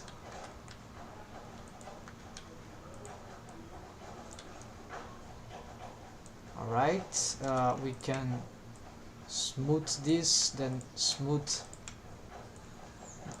these two, and alright, this is looking good. And okay, the shape here, unexpected shape. This is too far in the front, so the question is, this one, should this be the higher one? Yes, it's exactly in the middle, so this means we need to shrink this as much as we can. Bring it back, it's too to the front. And now this, yeah, so this we should bring back more. It's already a downward thing. This we can, yeah, let's place it like that. Alright, that's good. Then this, let's push it again, smooth here. Now this gains more space to go behind, and this to go more to the center, and this is the higher one in relation to, okay, now this could be pushed to the front. And yes, then there's the question, should we need any other face loop? I don't think so. I think this is good enough.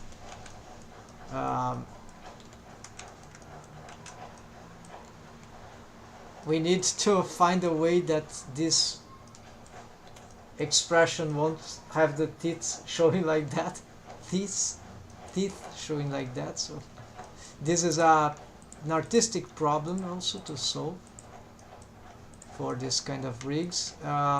One way, of course, is the deforming of the teeth themselves. I have a plan for this, but I don't know how it will work on every single situation. So for now, okay, let's use proportional editing since we're here, and let's adjust. Oh, my window here, hold on, is disorganized. We need to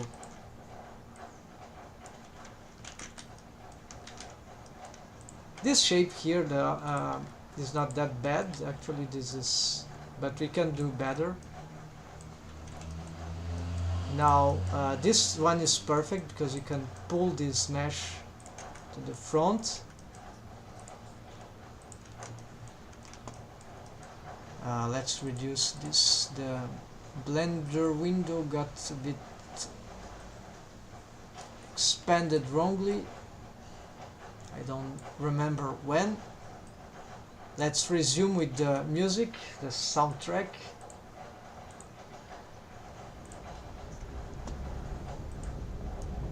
And now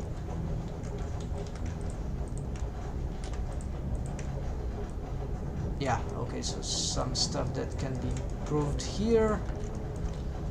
Here it looks like, yes, let's remain this tiny, but it looks too, can expand this to the sides too. Why not? I think proportional editing is not even on.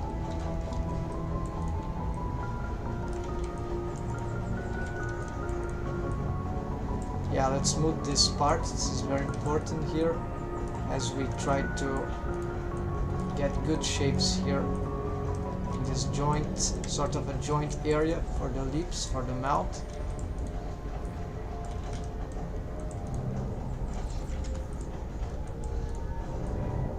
Yeah, the good thing about smoothing is that it also tends to cause volume loss, so this is area exactly where we need volume loss. So here the shapes also we haven't assessed in detail, in full details, and this is not enough because remember this is not lips in a kiss shapes morph for the lips, so I'd go even more radical for a rest pose. But the good point is that this provides more, probably provides more versatility for many other mouth shapes, mouth expressions that we might want to make on this character. So this is already probably a large improvements. We'll try to assess now what to do with the how to say, yes, the bendy bones of the lips, but inside the lips. I think that might be a good idea. It will be a little difficult to place them, but I think it will be perfectly feasible. I don't know if they will provide the adequate effect though. So let's attempt this. I already have the bone somewhere here. Let's see, where's the armature? The armature is hidden somewhere here. Then we got armature. We probably should be hiding some stuff, right? The mirror modifier should be helpful if we just hide it. That part is the same mesh, so I need to mask it. I need a mouth interior mask modifier. I don't know how to do it otherwise. It's the same mesh object, so cannot just hide. So okay, let's make I could make this is temporarily, but it's probably gonna be used all along, so let's create a mask, another one. I have masks for a lot of things to help in rigging. Can be helpful in modeling and sculpting too, but I mainly use for rigging. So here we can reuse the hide just for this time instead of creating a new one. Mouth interior, I think I have something. Mouth interior region, right? So then invert. There we go. there it is.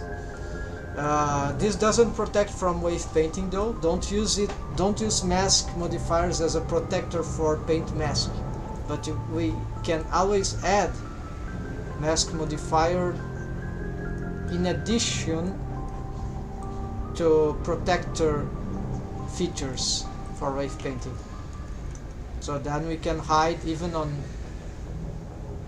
that. We have additional ways to hiding stuff, like so if I want to assess here, I cannot hide this another way except perhaps with the mask. So, but we should protect this from wave painting on other ways. But now I'm not doing wave painting, so that's great. I'm just repositioning the bones. They are symmetrized, so we're going to go on edit mode, and we'll start to solve this. Let's push this away. Let's push this spline somewhere here, and this spline around here. I was considering other variations of these bendy bone splines or organization.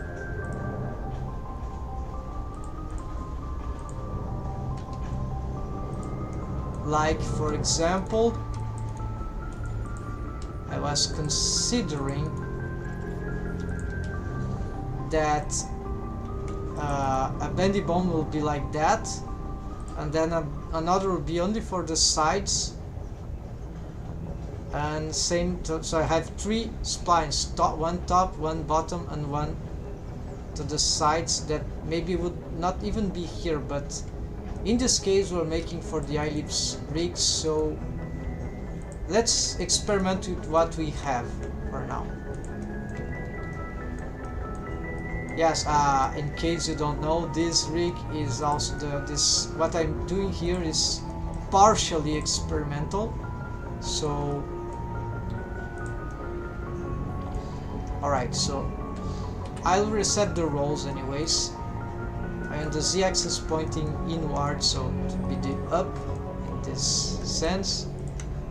Let's reset all these rolls for now. Let's roll this positively. Well, now let's first fix the... I want it to be exactly like at the center of mass, if this makes sense. Then somewhere like here looks good enough. And of course aligned with whatever. The roll, we'll see that later.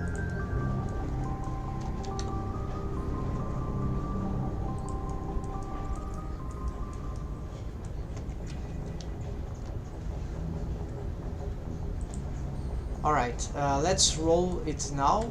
Reset roll, and let's get a positive roll for this. This is going negative, so let's do this. There we go. Then let's try to align, and since the lip seems to be going on that direction, we also make this kind of roll, but we'll see later because we need to snap here. Let's align the bendy bone with this, and now we're going to place this spline, this actually not a spline, this, so this is important. I don't know exactly where it should go yet. Its orientation, it's absolutely important.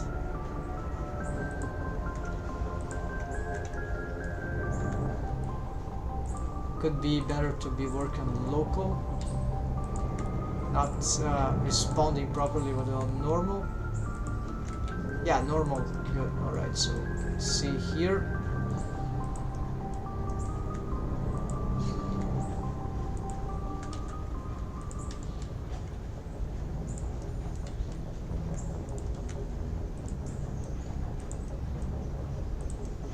Okay, so we'll try it to be...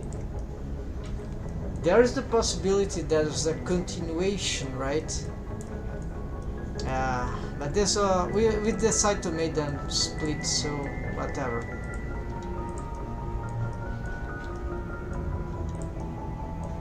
I don't know what is better. For rounded mouth, of course it would be better if it's a full sequence, but this can also work, and it will bring more flexibility supposedly, according to my past experience. So okay, let's end it here. Let's reset the roll, adding positive.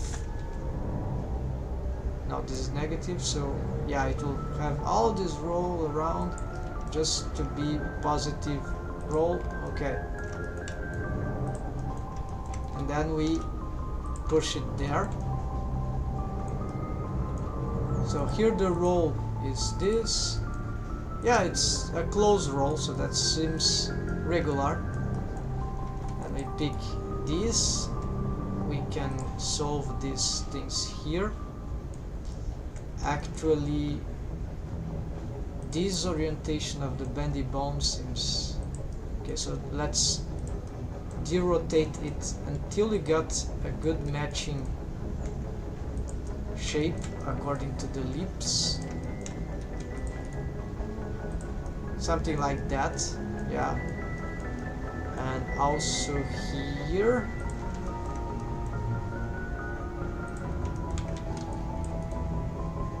And here that seems okay. The rest is just a mesh anomaly that we don't bother now. Then for the Y, the Z-axis, let's readapt. And here also let's readapt. And why not, let's roll them together because we want to keep them aligned. Alright, this should be enough. And now the other spline. So this goes here. Okay, let's select them both.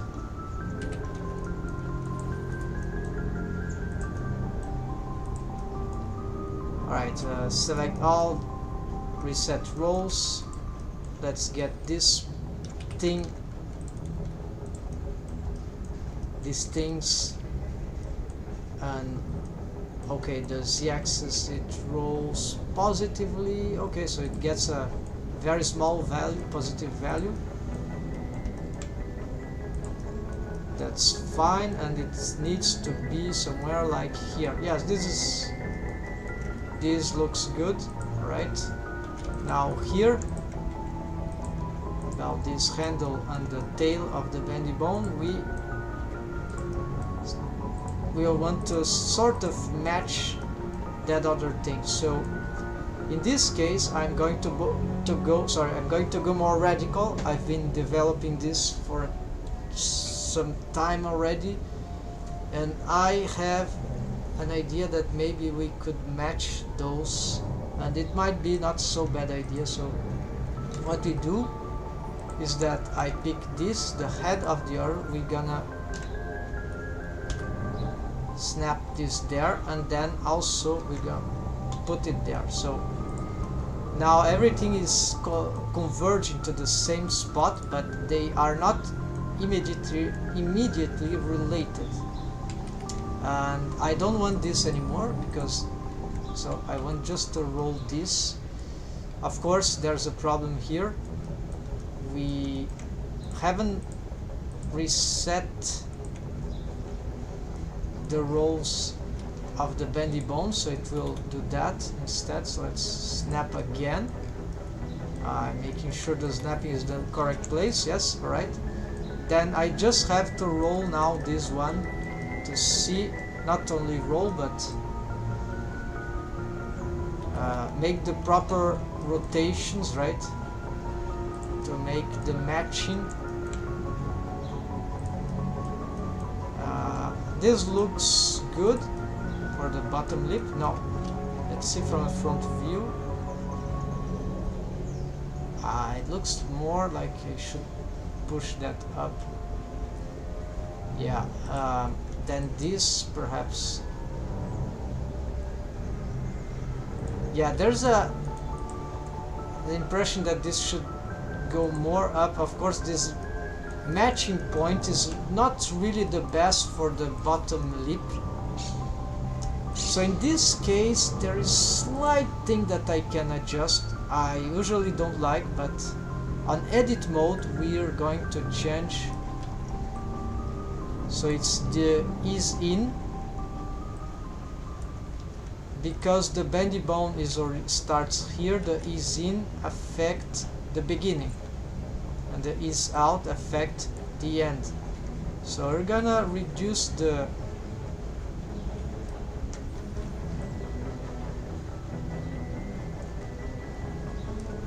principle. Yeah, this should be the ease in, more affect this. Of course it depends also if I reduce the ease in.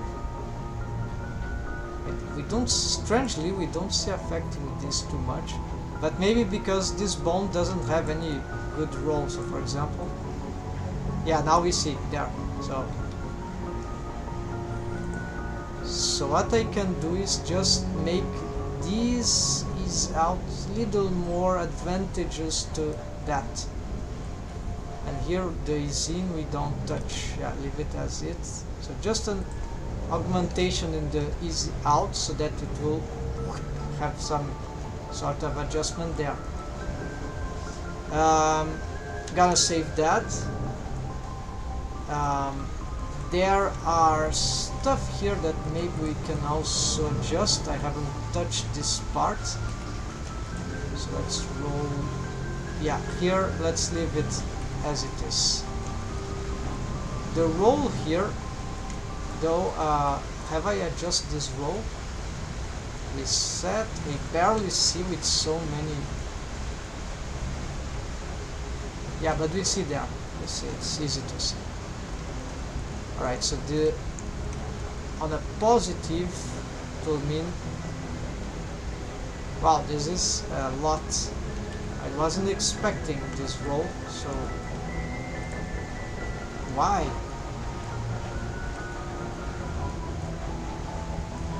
Okay, I'm tempted to reset everything here because it got chaotic. It's just the rolls, no big deal. Just have to get. So we get this and try to roll it positively up. Alright. Oh, maybe because it's too close to the fact that I'm rolling positive, right? Maybe it's because it's too close to 0 anyway, so it's 360, but always positive in this sense, right? Wait, what about the others? The roll is a lot, the roll is a lot, it's like, okay.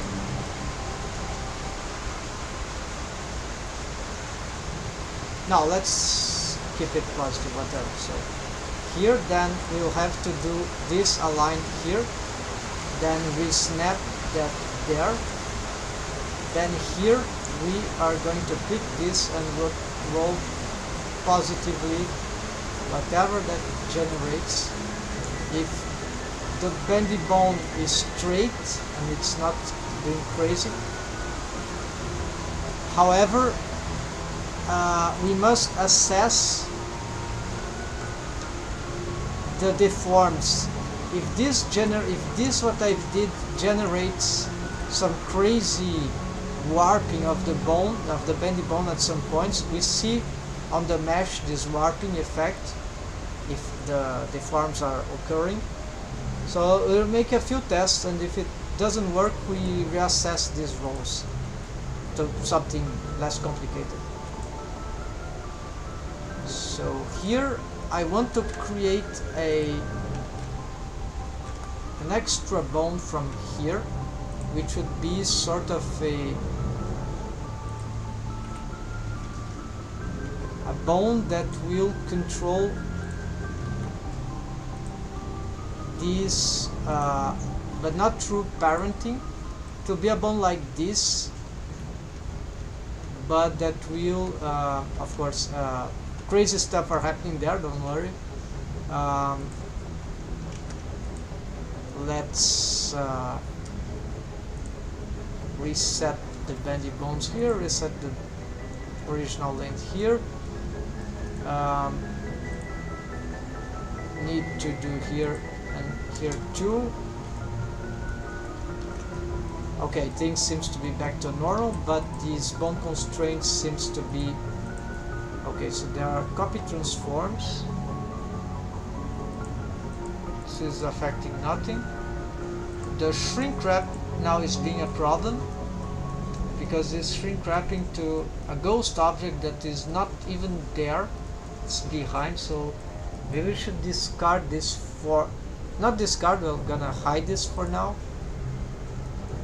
Yes, let's hide the shrink wrapping bones. They are affecting our poses, and we are also because I want a new system for this shrink wrapping, so it will be this one. I want this to be,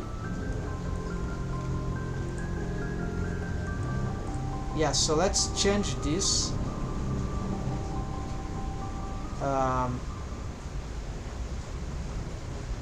I could make total parent actually, but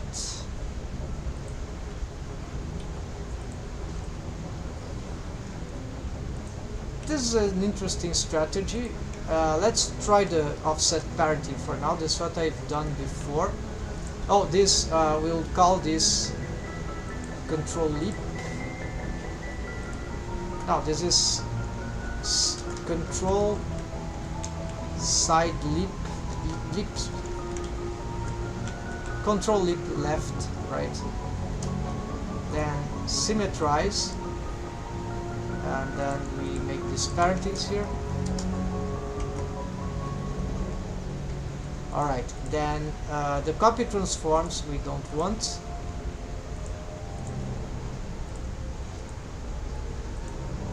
Yeah, so everything here we don't want. These are we'll use other structure, and when I get annoyed finally, if I discover an ideal solution, a very good solution, then we can get rid of. Yeah, so here also let's discard this shrink wrapping because it's not, we need to adapt the shrink wrap, and the shrink wrap would be a later rigging process. It's more like for, in this case, it's more like for facilitating the posing for the 3D animation, for make the expressions, not so much for the rigger, but it also is required for making the good tests. So copy transforms, what is this? Okay, so now what this does, we have some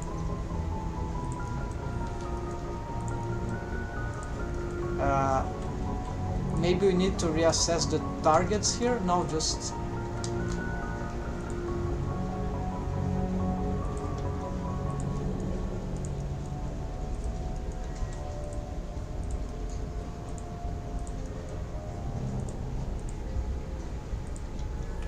okay, so we don't have controllers for this.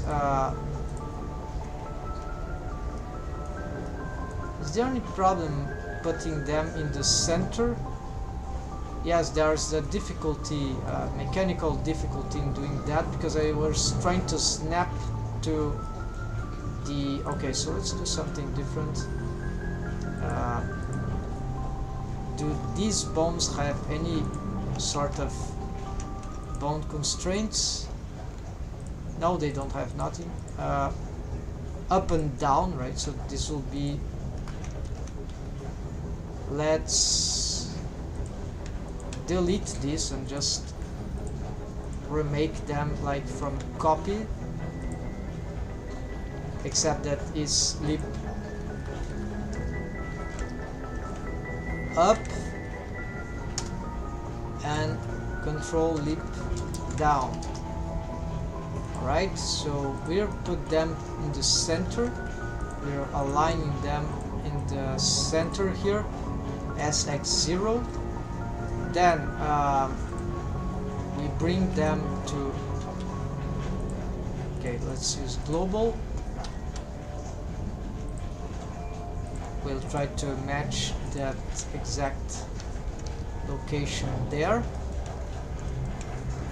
So already, to simplify,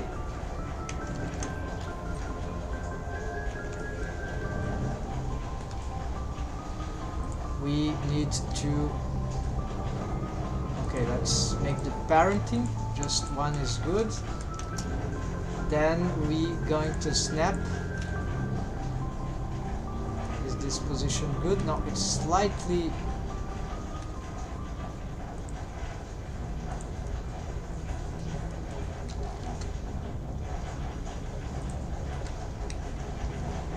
Slightly inadequate. Let's do something like here. Okay, now it looks good. Then we going to snap only this. Yeah, the block snap to the. Did that work? Seems to have worked, yes. Okay, and then same thing here.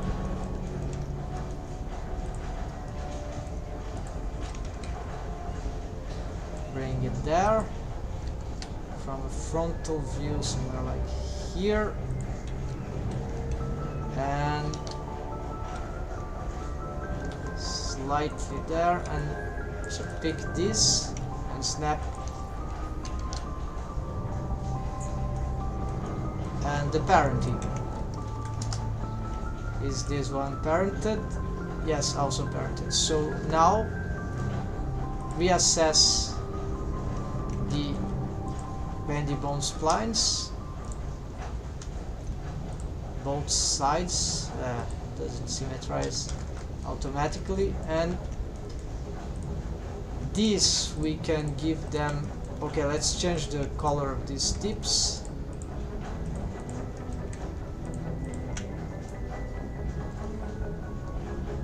The color of this could be really, yeah, I was giving that color from the tips. These become control bones, while this becomes bendy bones, and they can deform bones actually, deformation bones. Here they can get all these colors. And now let's assess the deforms that this does, of course, with individual origin. So we pick this, and this allows for, of course, let's also use the mirror modifier again.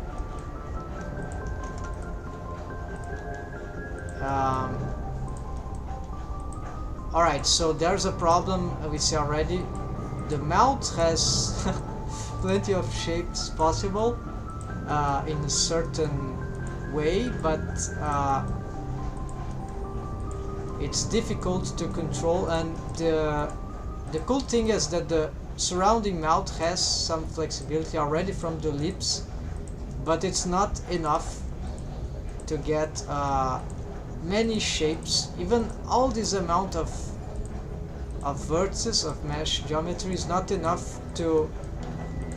We have difficulty to make expressions through this amount with this amount of splines. There's still too much volume loss and deforms on the, even with this repositioning of the lips bones. Yeah, so it's very hard to make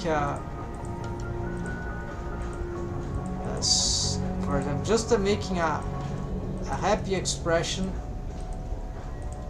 for this character design is just, or any character design, right, is just very difficult. So this idea of connecting the splines, it's actually bad for the expressions. Making here, I'm slightly succeeding at something, but it's very, very complicated. Very hard to obtain good results. I haven't tried extensively, of course. We could assess already this effect of. We'll try this later, but okay. So this rolling here is already interesting. We got it for granted here with the help of this bone, but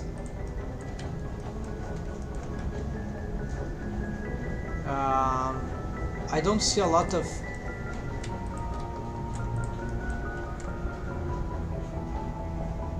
so we see that the shapes don't deform in a great unexpected way. Well, this is not that bad, like this deform here. This is a little, we need to, yeah, here we see a lot of volume loss. So I know bendy bones have some features that can perhaps, the stretch too in this case, that perhaps could help. I never touched this. I don't know exactly how they function. Oh, maintain volume. We could. I'm using a bone constraint. This is from an old target. Let's do something here. Oh, this name of bone already exists, and just as this one. Okay, but doesn't matter. We'll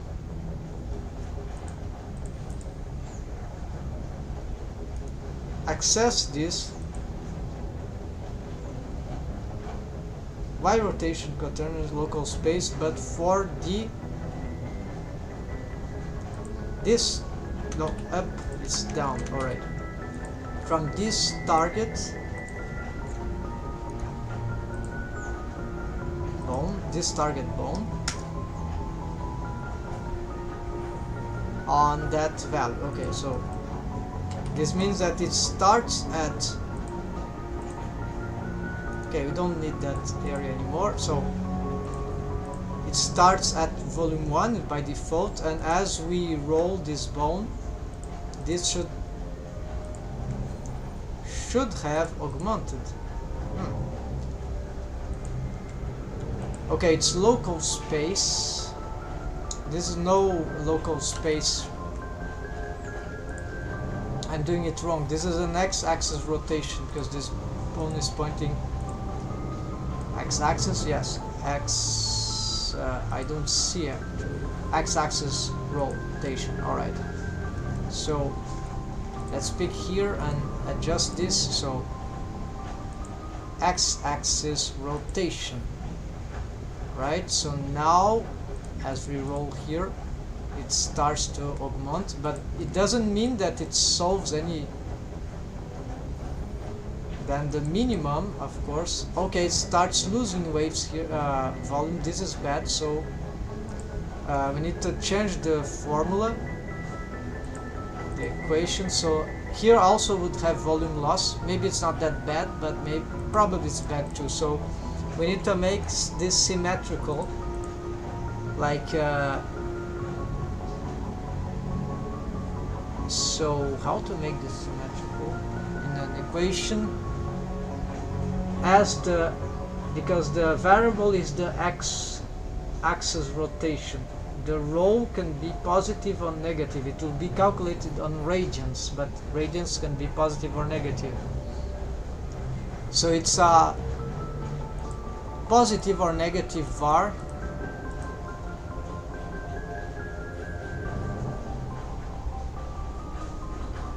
plus 1. Okay.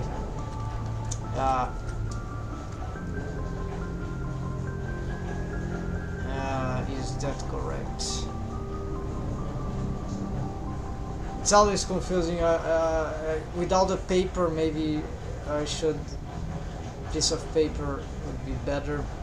There's graph editor as well. Oh, of course. It's square. How do you put something? No, not square. Yeah, that. Var times var.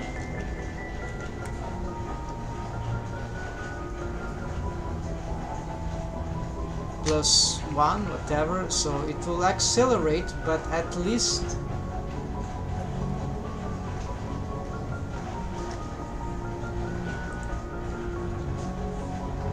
So here it grows, and here it grows. That's it.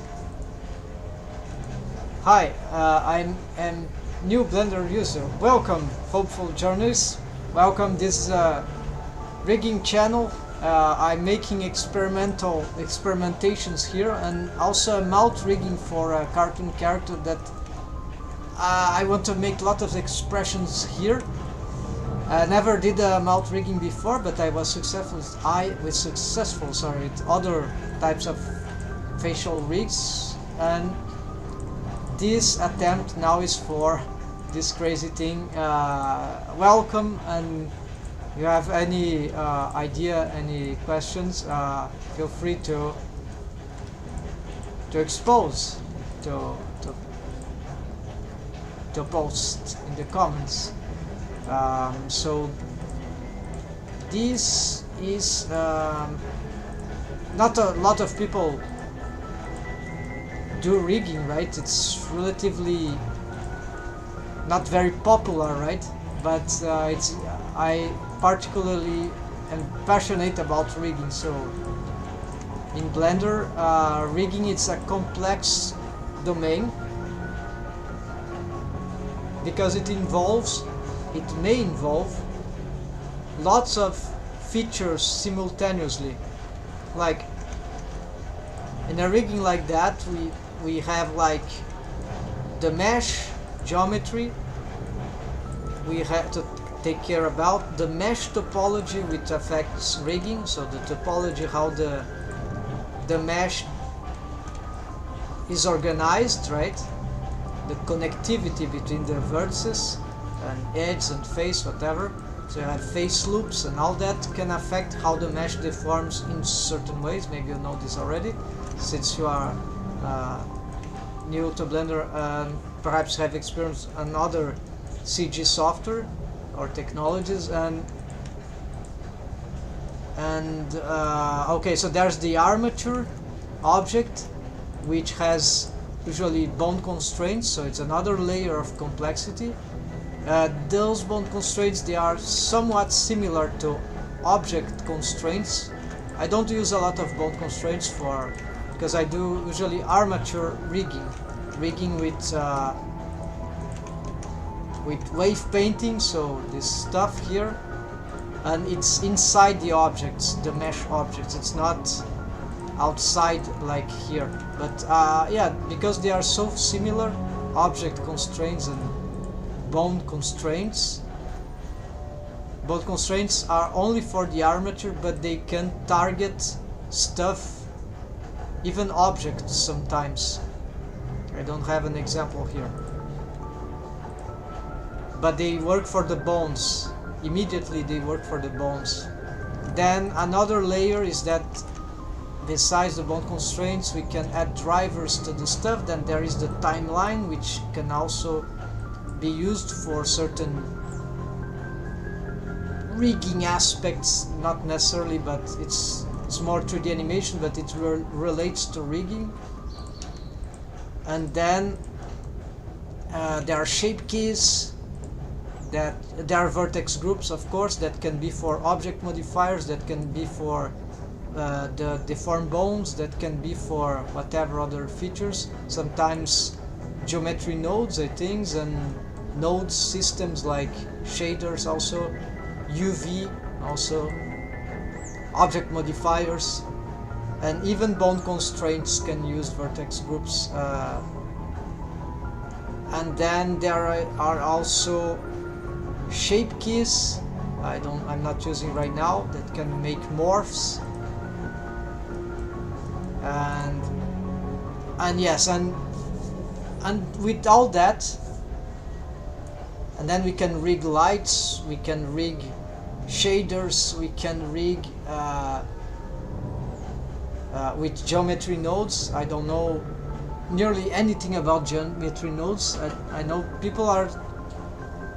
some people are using it for rigging in different solutions. It's very interesting, but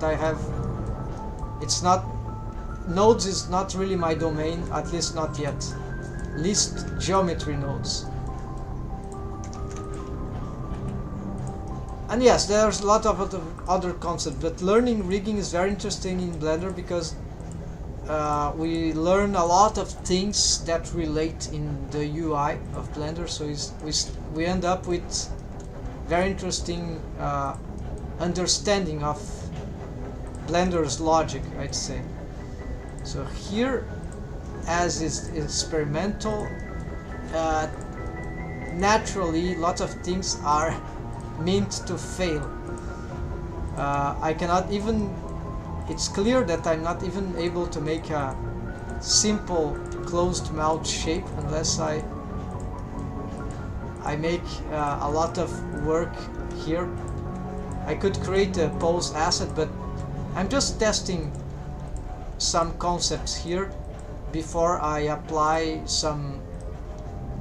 Yes, I'm testing things before I go to other solutions.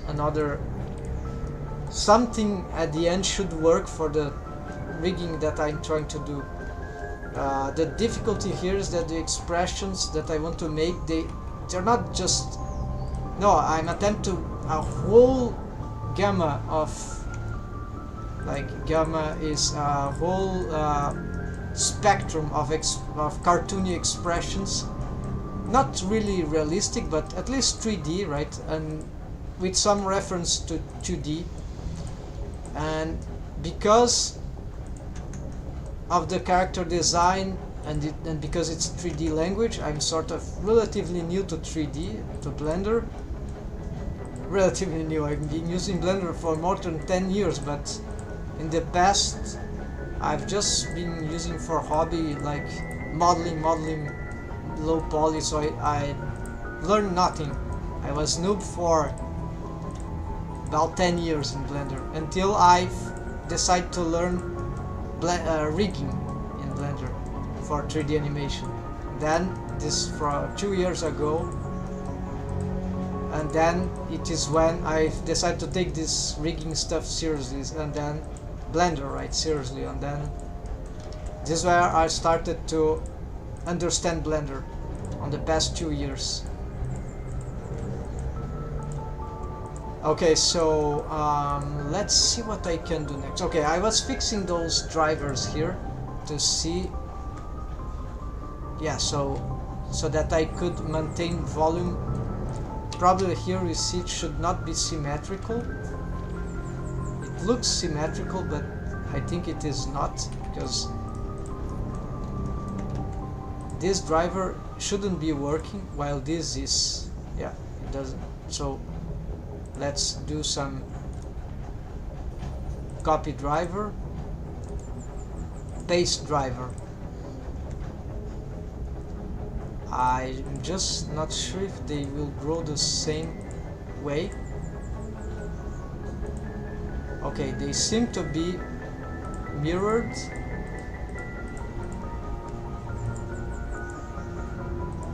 Alright, okay, this seems to be good. Right, so this is an improvement. Then we also need to change here this for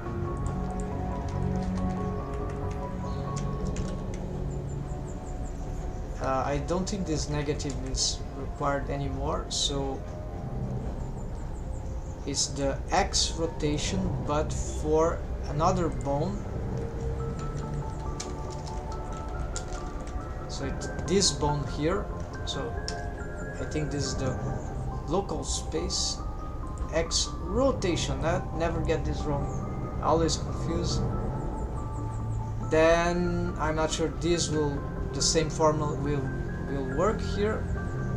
Let's try now. So here it starts at 1, as this rotates here, okay, it grows.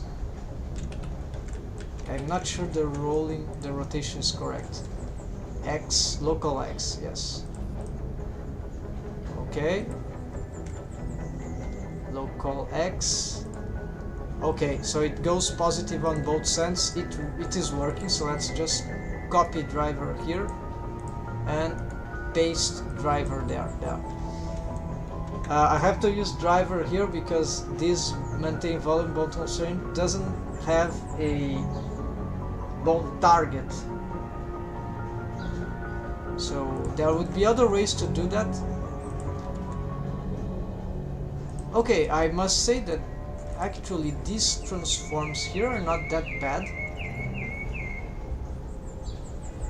Yeah, here starts to get strange, but not horrible. I mean, only for the, yeah, then it starts to be bad. Of course, we need to.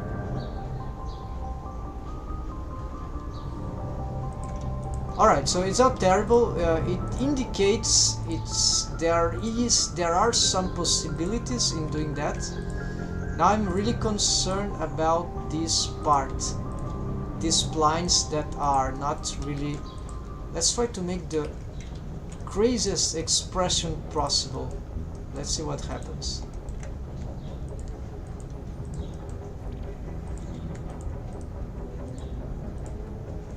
Okay, clearly we lack some deforms for the rest of the mouth, so it's like this can't follow. We can't make lips shape without proper more wave painting on that part, probably.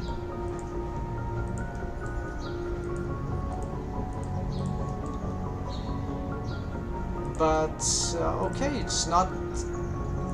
Some shapes.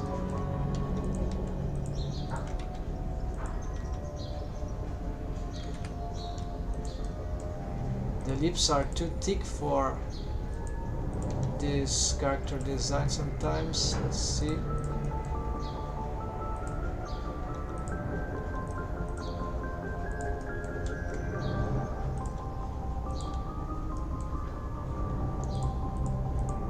But if I rescale all of them, does this help anyhow? Okay, too much waves there. We need to reassess the waves for the lips. Something I haven't done even after I've changed the mesh topology. Okay, so two things: wave paint for the lips for these bones, and wave paint around the mouth region. I'm not sure, and I would like to disconnect this because it's not helping. Moving the splines individually is much better than actually, but there's some stuff I haven't. Okay, this transforms them simultaneously. It should be good, but it's not. It's not enough, right? We need to have these splines.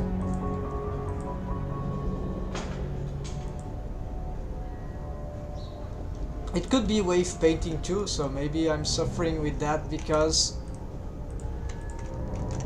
Okay, let's assess the wave painting then. I'm going to get the lips mesh only to show vertex groups. We're going to get the lips, and we hide everything else. Is that really the lips? Yes, it is. So going to select this, hide everything. Oh, there's an extra stuff here. Let's take these vertices off the lips. So remove and select again. Okay, we don't even need to. Well, let's keep them visible, but we're not going to. We're gonna protect the mesh, so let's take the bones here. Now let's see. We just have got one spline of bendy bone. This could be one of the reasons why I'm having difficulty wave painting all that. So let's look how this splines is looking. Yeah, so maybe here there's a lot of wrong things. Let's try to... Okay, this is not the right... No, this is correct. Okay, now it's protected. Why can't I... Okay, I can wave paint, so... I'm having some difficulty taking waves from there. Just impression. Maybe... Yeah, definitely it's not working very well on this corner. we'll take a look at that. I'm gonna reduce, yeah, it is possible, it's not locked in any ways, it's just not working very well with the other tool. It is mirror tool for it. So here we can get this already. I see here that maybe we could benefit with some waves here, and let's blur this already.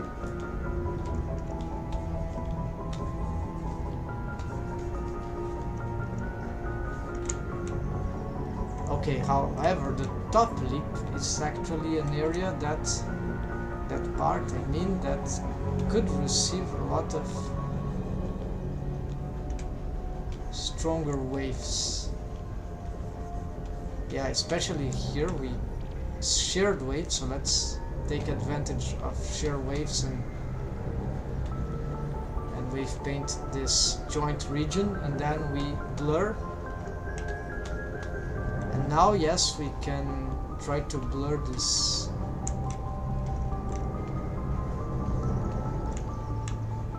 the outer region, because it doesn't need to be totally strong, I guess, but only that. The rest is should be very strong. And here, yeah, let's smooth that part a lot, although here this is not necessary, but let's do just a little.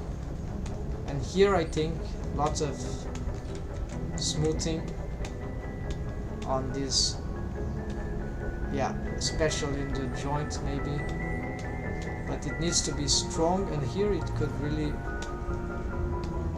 fade away. So I think there's too much here still, so let's do more like this, and let's blur from that.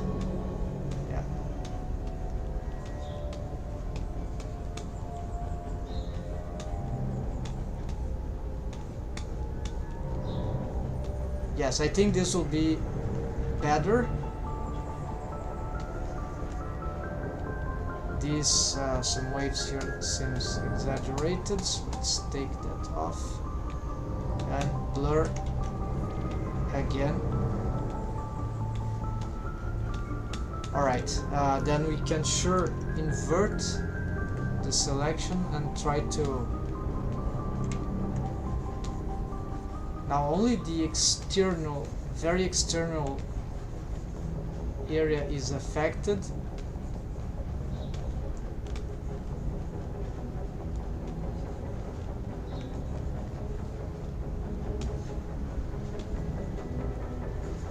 And is it strong? Okay, it's very influential, but maybe it's good that it's strong, because this is one problem we were having, not enough waves on the surrounding of the mouth, of the lips. Okay, so now the other bendy bone, control invert. So apparently here we have even wrong waves here at the top, wrong inverted wave even. This is crazy. Alright, no more inverted waves. Oh, yes, we have here.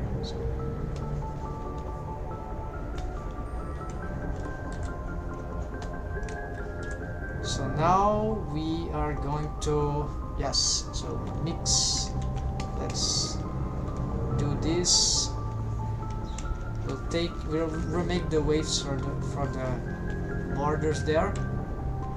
Here I think we will go up here with waves and start blurring from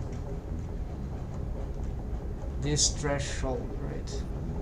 Yeah, and that's enough, and the rest is just generic weak waves. Oh, we have strong influence there, unrequired. So let's take this off gradually, and now blurring a lot, like this should be good, and the bottom side also.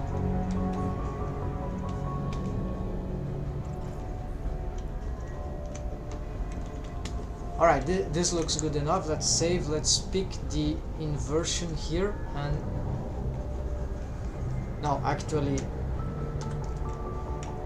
just blur the last ones on both sides. Alright, and then behind. Alright, this never works as expected, so let's pick some value here and just, instead of blur, just give those values here and then blur that, and that's it. Let's blur more, and that's it. Then invert the last part, that will be maximum blur. Let's see whatever we can get there, and up to here, why not? It's just very small waves, that's it. Let's see. I don't think this will make any great improvement, unfortunately, but it's required to get some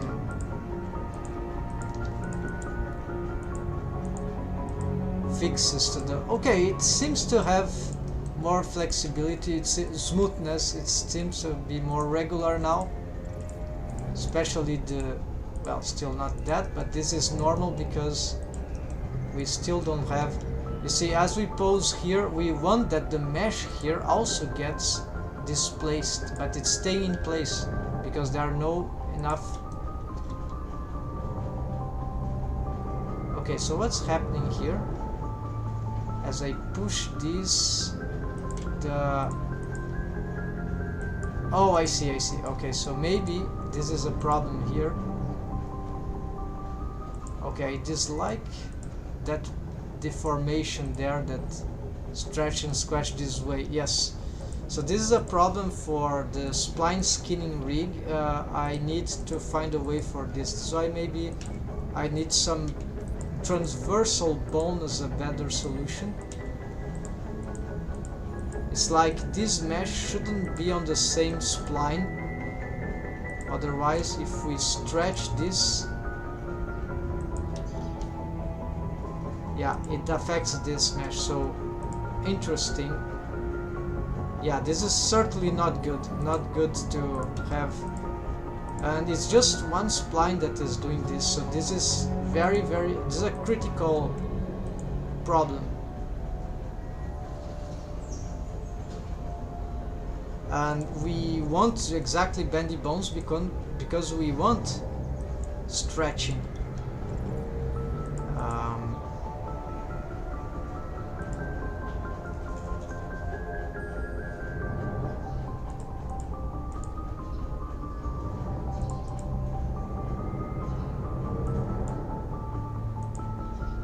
I don't know. I don't know how those things works. I have to study how those things function.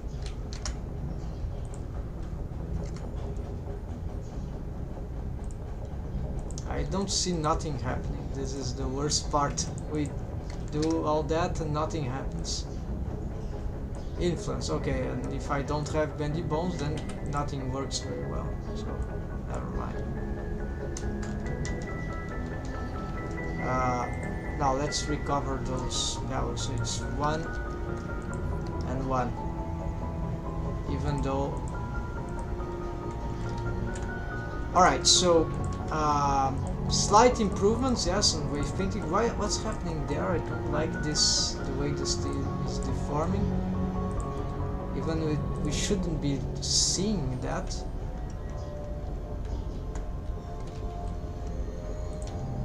Yeah, this is strange. Let's see. Maybe it's just the mesh.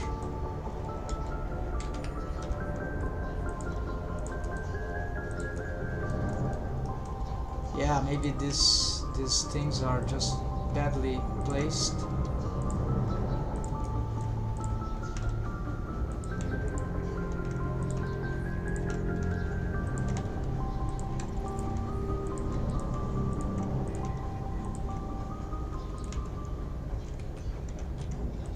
These also seem to be a bit disorganized here.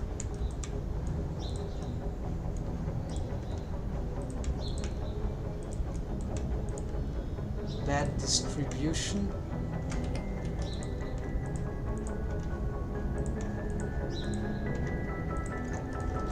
Of mesh geometry, right?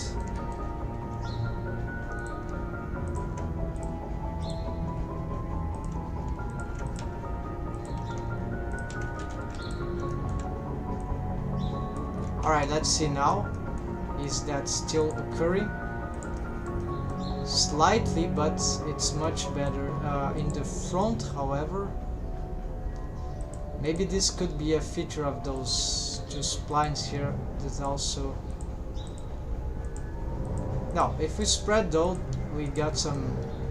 Okay, as we move up, we get some... Yeah, so disorientation... No, disorientation.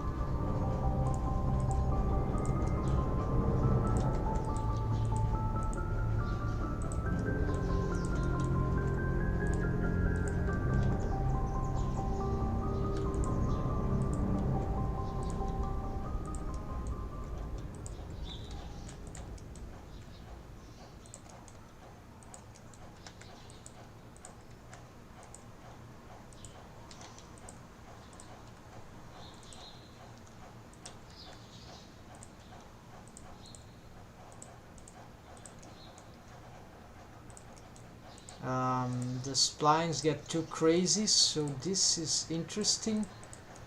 An interesting things to think to consider about spline skinning.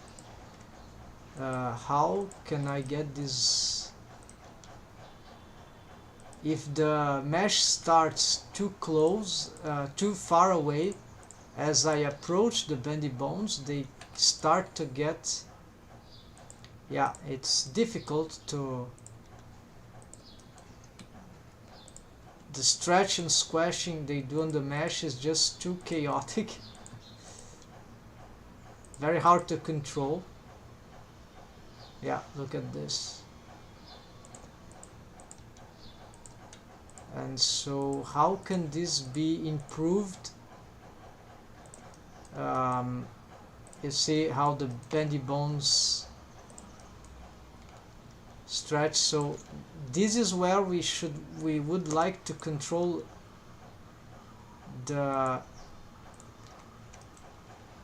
those things here.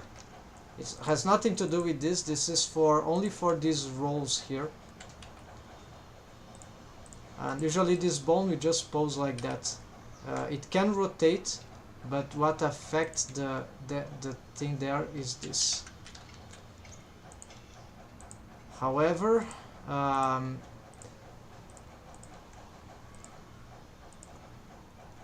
yes, so there are many little problems that I must assume here.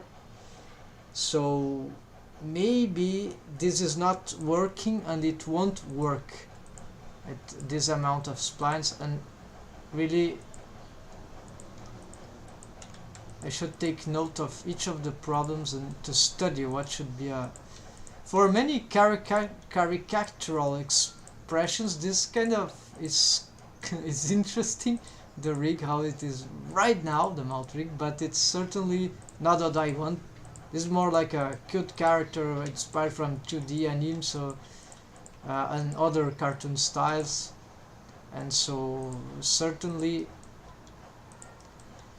So one idea is that perhaps the bendy bones, they should start on a bendy bone splines rig. Simply the mouth cannot start too large if it is expected to contract a lot, because this will cause the bendy bone splines to be super stretch and create effects, horrid effects like that. And this is okay, but I know there is a way to reduce this, and it should be something like that. Maintain volume, known.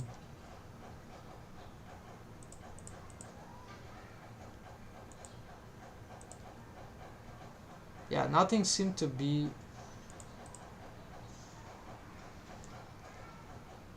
Maintain the object volume as it stretches. Yeah, I've seen this happening. Oh, you see some effect there. Okay, so maintain volume on the z-axis.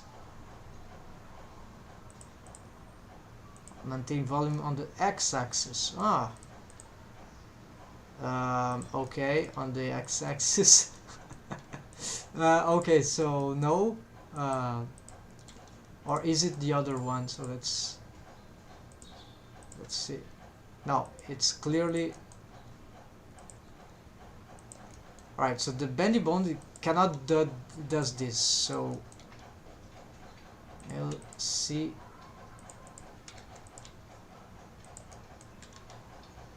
Alright, so this is the dangerous thing. Let's see. And then maintain volume on both.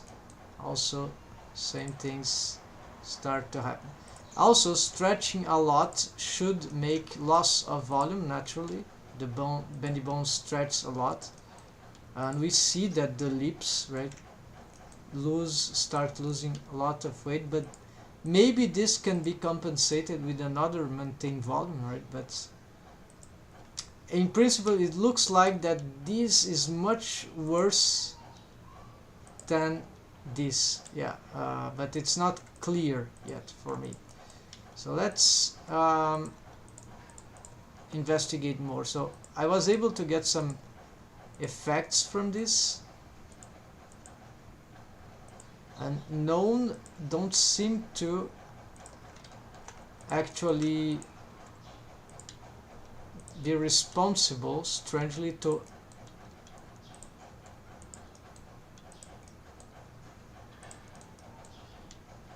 actually this seems to have an effect. Clearly, no.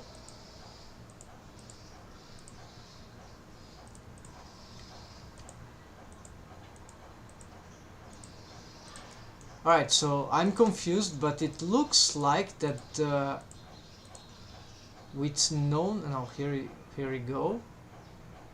Trying to memorize. Okay, and it's known. Okay, so it's not enough. So doesn't seem to matter here. Known and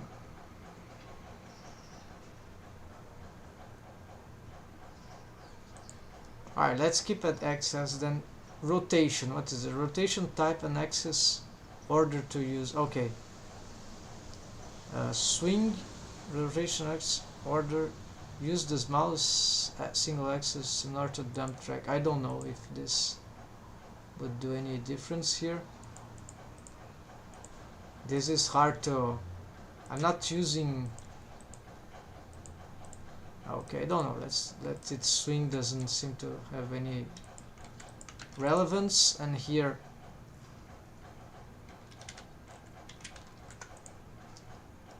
let's make sure this is reset. Okay, volume variation. Factor between volume variation and stretching. Let's try to do something like very small here.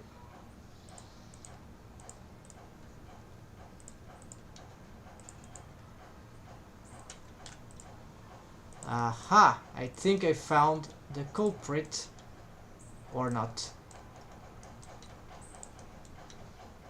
No, I think not. No, certainly not. But we'll insist on this. Volume minimum. Use volume variation. Oh, we need to use this. Okay. All together. So use limit for volume variation.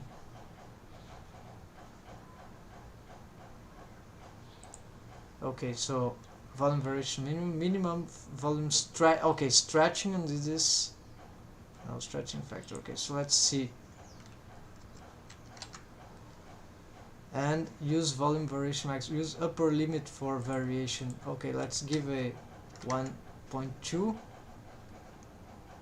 and here let's say that. And but nothing seems to change nonetheless. Maybe the values I've put are wrong.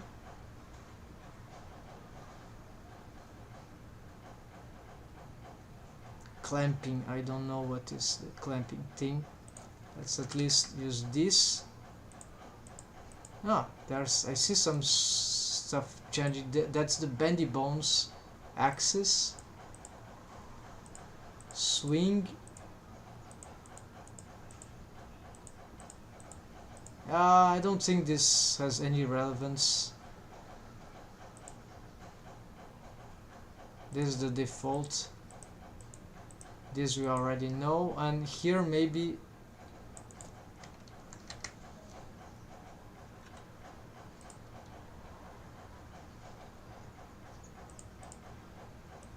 let's try it. Okay, maximum is 1 for this, and here it can go crazy. So can it go negative? No. And volume variation here also can go crazy. So let's try many values here, but yeah, this is why I don't understand here. Whatever I do, nothing seems to change. So apparently these are part of the same things, but even though, yeah, don't seem to do nothing. Very, very annoying, these things. And okay, I leave it like that. I don't know, I end up not knowing. I need to research more. At some point I knew how to, maybe it's something I've done on the rig is making them, these things, not to work properly as expected. Alright, so what we can do from this? Very, very complicated. I'm intrigued about something. So let's do another part of the rig that is very important for me, that I've been procrastinating maybe, because there are too many things that I wanted to solve first, but now I've decided let's do it at once. So I want to get the bones, that means the teeth and the arcades to deform, and so this will be completely crazy, but that should be good for my intent. So actually doesn't seem likely that those inner parts would get deformed individually. It would probably mess up everything. Maybe only the tongue should be excluded of this craziness. So let's unselect the tongue. So we can hide that. So I think we need here some selection. I've deleted the mesh that connected this part to the mouth, so this is why this is incorrect right now. Very incorrect actually.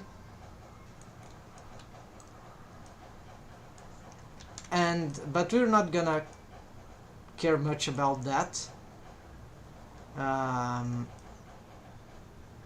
My idea was to create a stretching bones rig for the teeth. Now I see that this could be made with perhaps a single bendy bone spline instead of something symmetrical. Yes, because I've already tested the non-symmetric bone system. Alright. So things are getting interesting here. Let's see how it will operate. So I want the armature object. I'll even work on a new bone layers. So teeth. And so here we don't want to see anything. Maybe just we want to get this. Okay, and go back here. Alright, apparently, no, this is jaw. I want here. Alright, so we need to unmask that thing, because we need to check it, to visualize it, because we're going to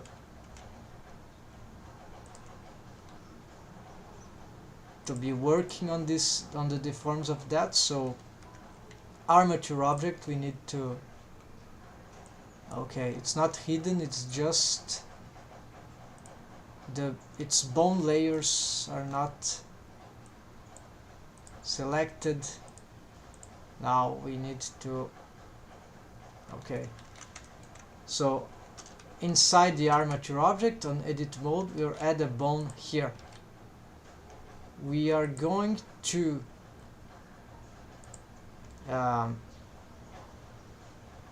from left to right, well, could be from left to right, so Alt F here to flip direction, swap direction. We'll orient this bone to world space, Shift N to Z axis, okay. Then this will be a tip bone, that is the handle for a bendy bone spline. Let's see. It doesn't need to match perfectly. Well, actually it would be a good idea if it does, right? So let's get it inside here. Yes, we need to see the arcade, right? So we're gonna have to... Alright, I have a better idea. Let's do it by the mirror. So we are going to make this bone temporarily symmetrical. Then what we do here, we are gonna work from this bone and try to find its way inside the mouth. Actually, we'll try to get the orientation of the teeth. So could be because they will work together, I think it doesn't matter if it is the top and bottom teeth, they will deform together anyways. Maybe all the mouth shape will do. So I think this should be in principle one spline, but I'm not sure if it will deform good with this sort of curvature. So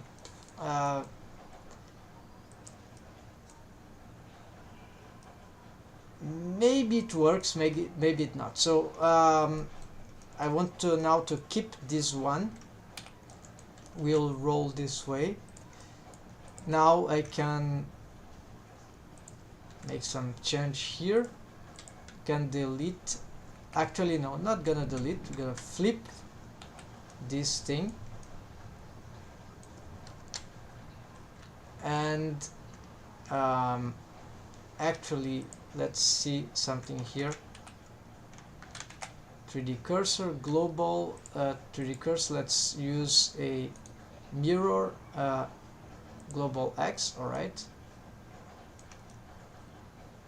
but it's still, yeah, as we do this it flips. Okay, so I know what I do. So normal, roll on individual, that, but 180.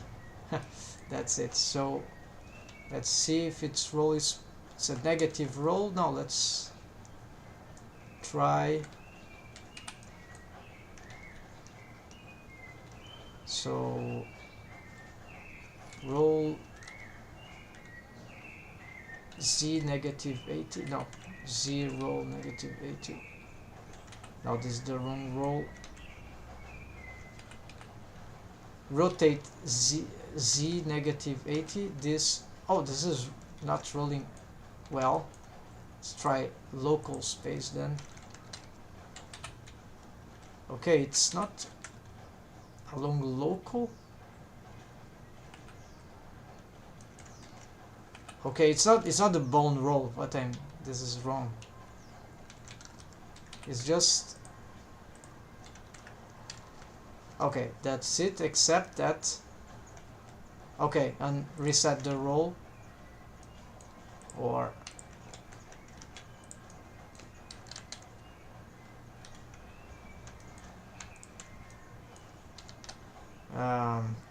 they don't look, yeah, they look it looks displaced, but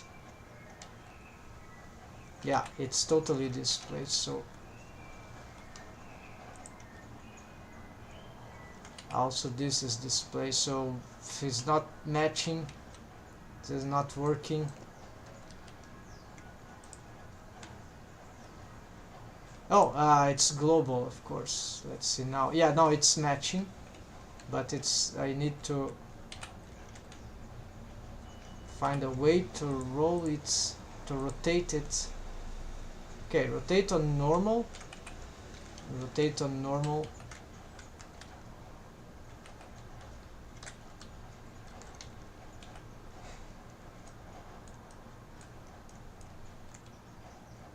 Is this, but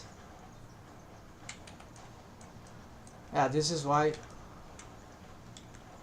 flipping should be the way to go, except that the roll gets 0 while this roll is then global. Yeah, it seems to be matching now. Okay, so just flipping, then the bendy bone will start from here. It will snap there, and of course let's add a lot of segments, like, I don't know, 16. So of course it's an exaggeration, but the curve it should do is a lot. So now target bone L, but those wrong namings, and here then tangent, tangent, and let's put these things here, and then let it be like this. Okay, so this is already working. Of course the curve is very bad here. We can assess this by probably changing these things here. This is more visual than anything else, but no, it should help. It should help. We don't see, unfortunately. Okay, what about this? No, this is bad. So 2, this should be a lot. This is good enough. Anything else that can help, I don't think. This is left and right.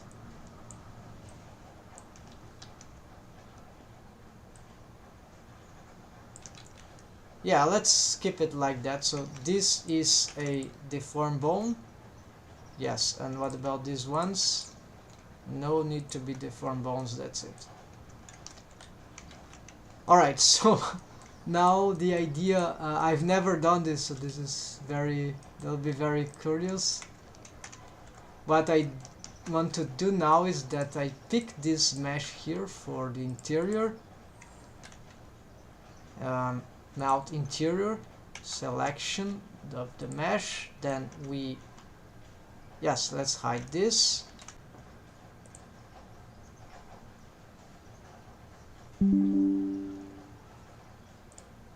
Okay, sorry, apparently folks, I lost my connection suddenly.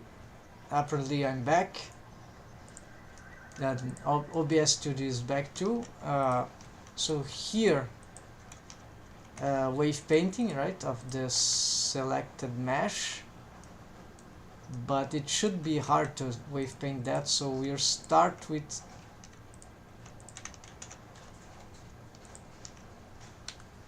okay, so I have these vertices. I can do a Shift K to start it, right? This means that these bones would be able to I'm lacking some stuff here. Hold on. Okay, this needs to be okay. First parent this to parent offset, actually disconnected parent, right? And that's it. Then stretch 2 bone constraint on pose mode. So stretch 2 and set this. That's it. So in principle, these should, of course,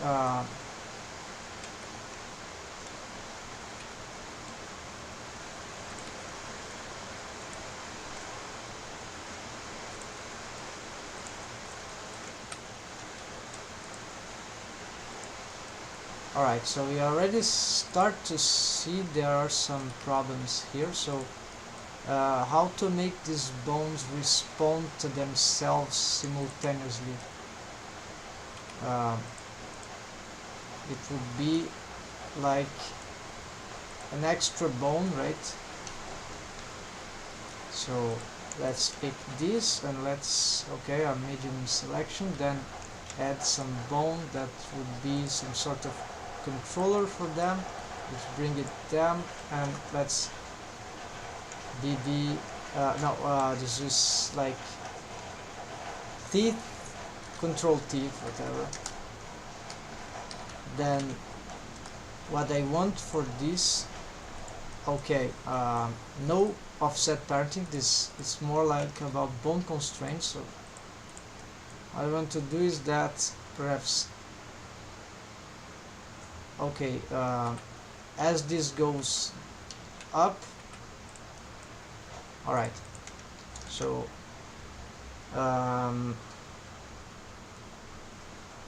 transformation bone constraint. Oh no, let's make a copy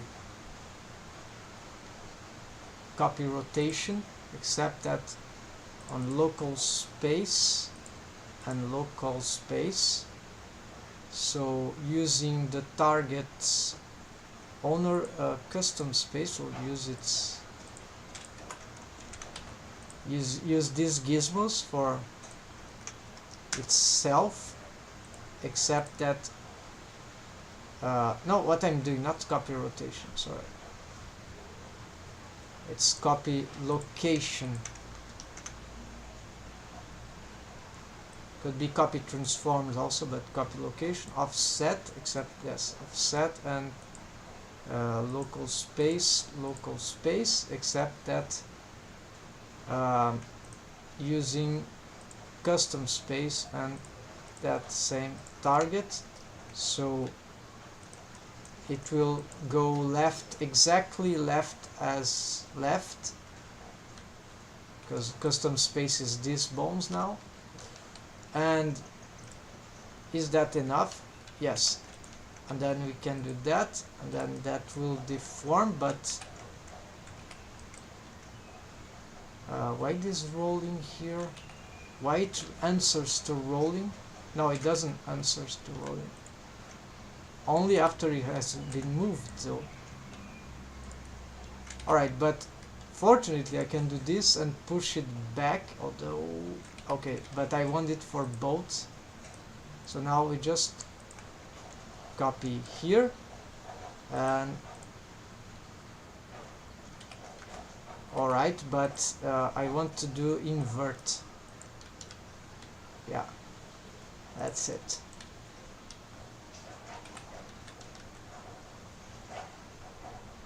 And so here we have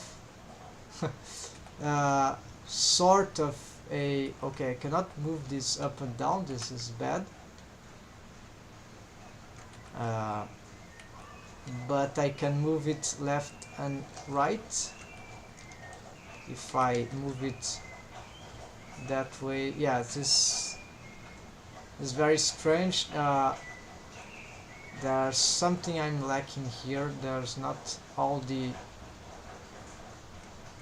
yeah, this invert thing is not totally appreciated, so perhaps, okay, so this is good, but we need other features, so this is just a next thing, so let's just take off everything else. So now it just responds to this X, already something, right folks? But of course we can develop on the orientation of the bone, many other, the bendy bone and all those things. Of course the skin is on the way here, so you don't see the teeth properly, the mouth is very weird also, so let's try to, in order to just make good tests, we would need to make some adjustments, right? So everything takes time here. So let's try to, maybe this rest pose is just too much, but remember, yeah, it takes a lot of time to fix rest position, so for the mesh, so we're trying to avoid it, but in this case there's no other way. Let's try to, what about creating more mesh subdivisions here? Yes, this is actually could be the only way, because now we're getting overwhelmed with those requirements of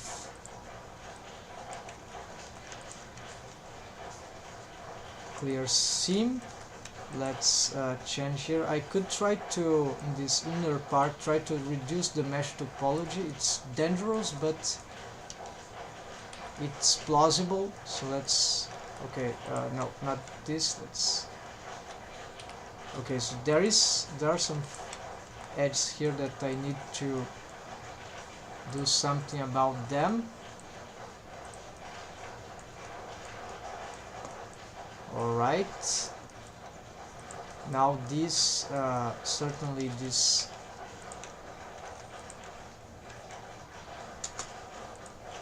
we should change the color here, something, no, not that. I think this is gums, let's pick this. Alright, so now, okay, we've created that. We should be concerned about the control of the subdivisions, and I don't remember exactly how I'm gonna solve this.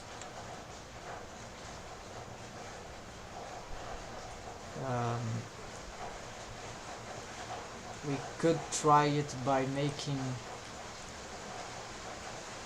some diamond shapes, right?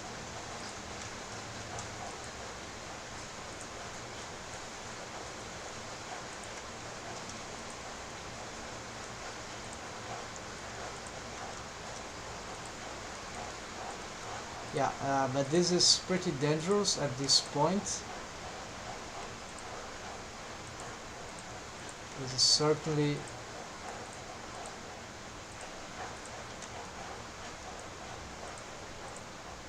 alright, this clearly won't work that way.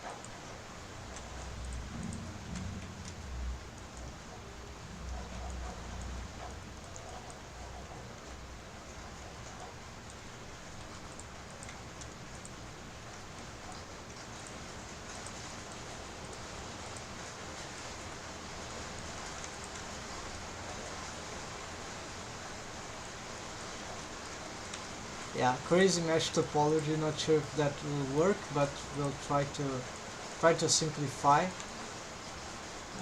Okay, then we roll this that way, and this is like that.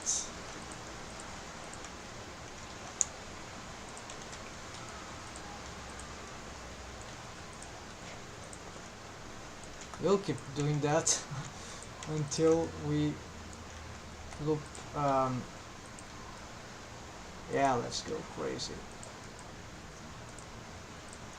The mirror, yeah, the mirror is not going to help here if it's not on. Need to snap this to guarantee it's set.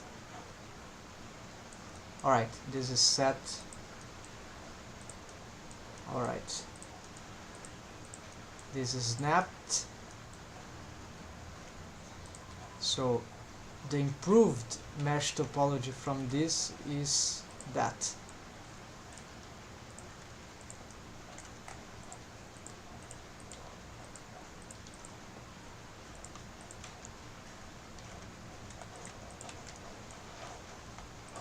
And so here we can, okay, another diamond quad here.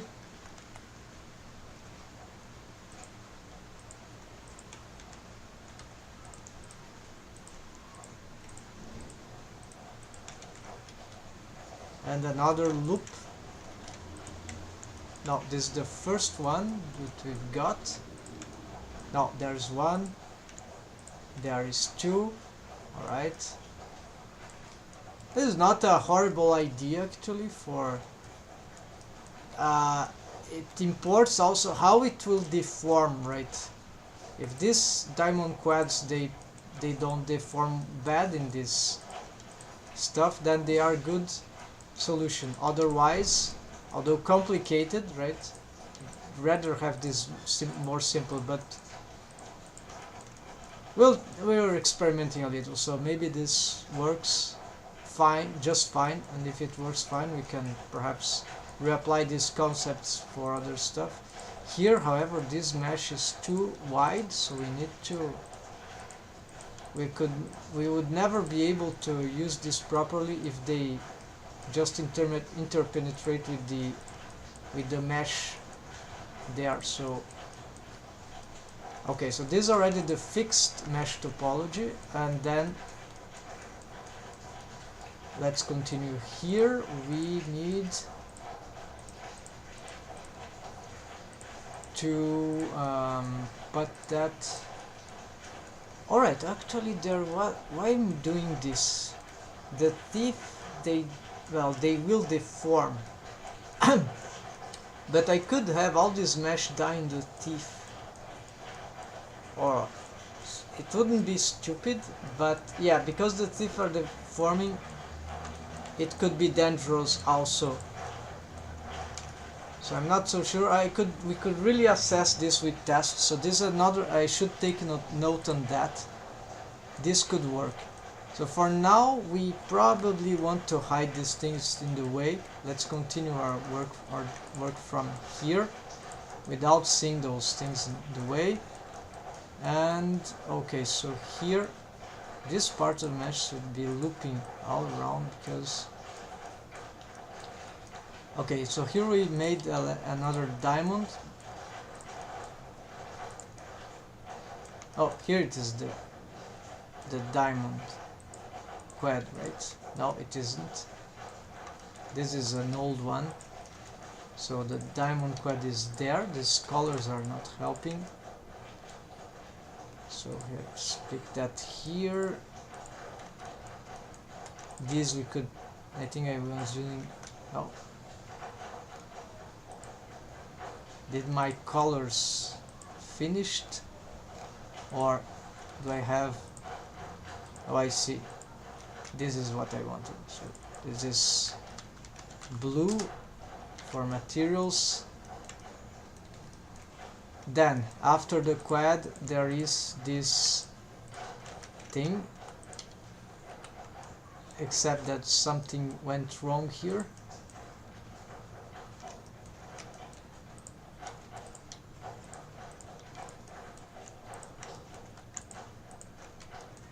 just a wrong selection.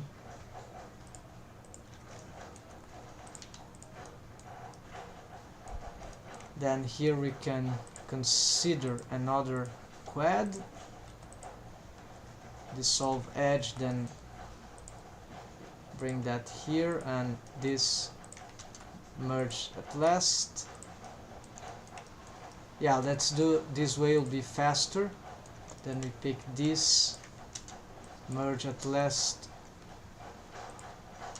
do this, and dissolve edge.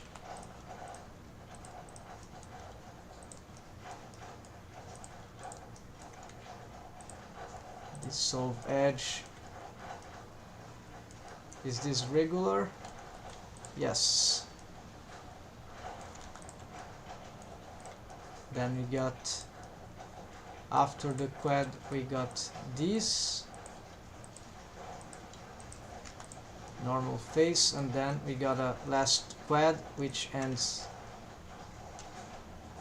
no, actually the quad starts here, dissolve edge here, and this ends there, and there we go. Yeah, this last diamond quad is tilted, but that's fine. It's mesh topology. What matters really in lot of cases is just to have the reduction. Here we got this, and this should be snapping. Okay, mirror. Okay, we got the mirror, so it is just a bad, no, it wasn't clipping indeed, now it is. So here, connect here, and then let's make sure this is clipping. Okay, and then as we place this, let's color this with that extra thing. Now we can, yeah, it will be very hard to smooth out this that particular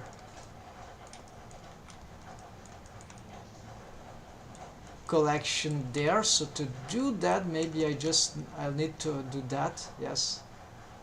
Okay, let's see the result of smoothing, the marvels of smoothing.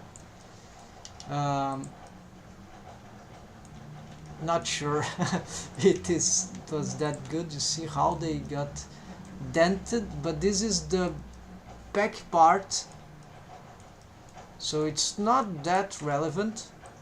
Maybe we can work with that. So we can expand this, we can expand this and smooth, and then this, of course, we can probably subdivide, actually expand, make another.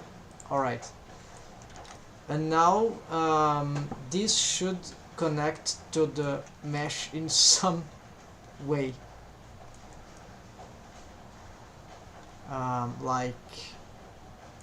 okay, we have this.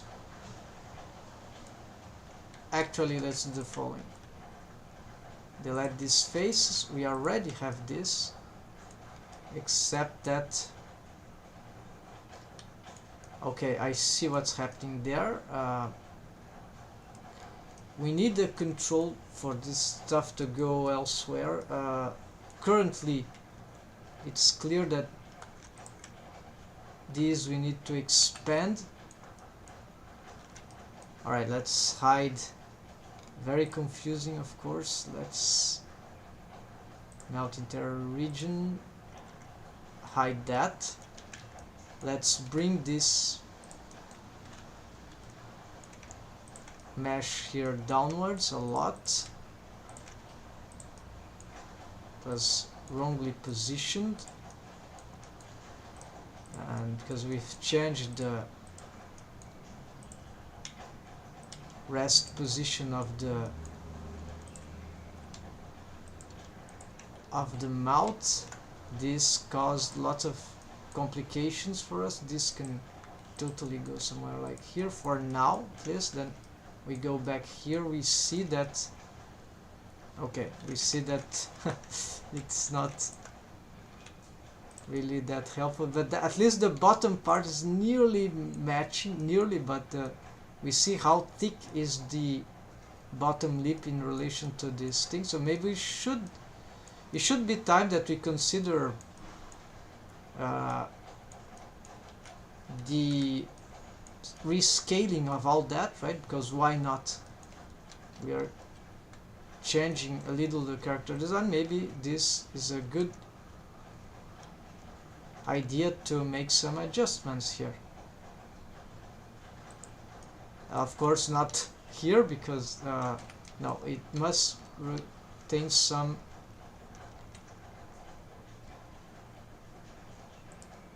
alright, so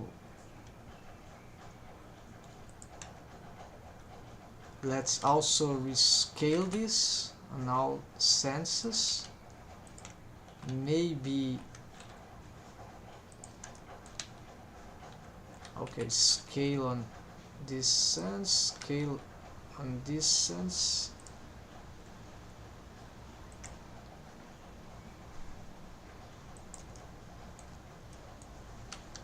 Okay, what about this? It also seems not very as large as the character mouth would look, at least in this. So maybe scale on global. Yeah, scale on global, provide we don't destroy the mesh in the clipping region, as I think I'm already doing. Okay, the tongue, I think I destroyed the tongue. Yeah, started to destroy some mesh. Let's try to... Alright, so saved that, so good. So very dangerous for the clipping. We can just scale, instead of scale, just move this away, something like that. Let's see how it is looking. Alright, we check here.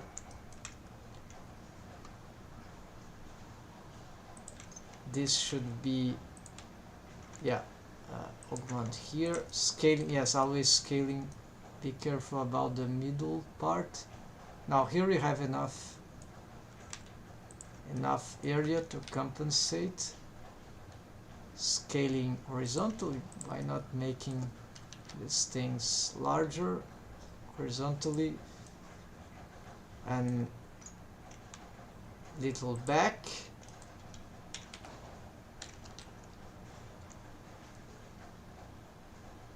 And rotating, trying to look for the orientation. This seems fine. Alright, this part seems adequate, and this scale just a little more. Put this back, even though maybe not makes sense. Scale horizontally a little. Scale here, scale Y, rotate. Tiny adjustments. Let's see now. Let's try to connect this mesh. So there's too much gapping still, so let's... Can we make this connection like here? It will be bridge edge loops. No, it didn't work regularly. We need to... Okay, let's do it. Oh, maybe I don't have to make all that. Okay, so I see. Maybe there were enough subdivisions, and so maybe I did too many of these. Sorry, too many of these, but I should have counted.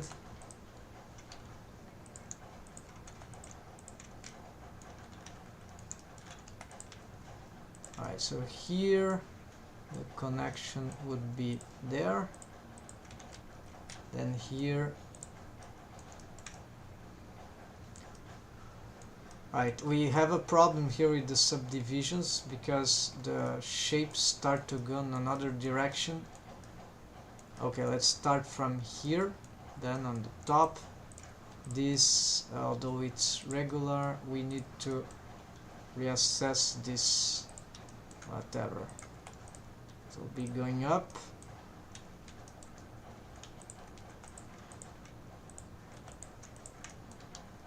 And this shall connect to this, but this could go higher now. And yeah, make connection here, and then this connection here.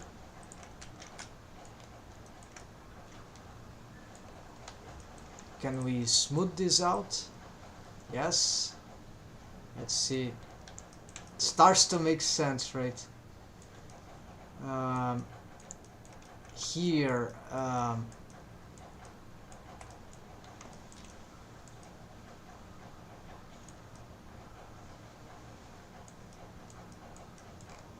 okay, yeah, I cannot see anything. Everything seems to be on the way. Alright, so this needs to go behind. It's too much in the front right now.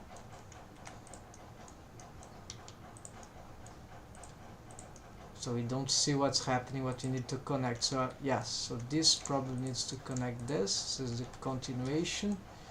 Then this is too far. We see where there starts to be some issues there.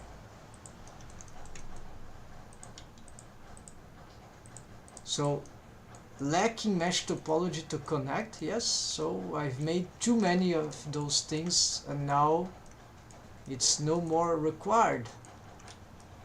Alright folks, so let's do the inverse. So since this, let's unmake some stuff here. This is a simpler work, right? So we gotta dissolve. Actually get this thing to here. That's this approach here. Then this we can dissolve. This can go more to the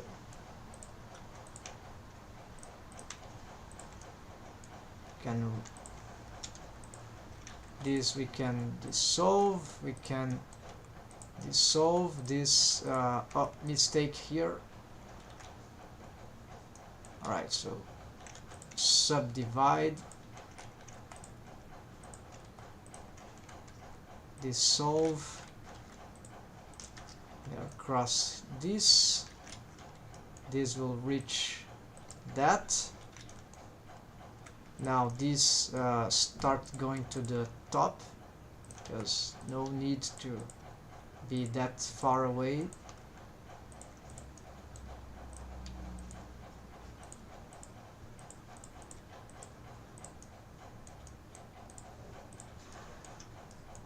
Yeah, and when it starts to connect, at least visually, logically, for melt shape starts, even if stiff, even if the rig doesn't work, at least conceptually it's satisfying to see these shapes working, looking interesting, right?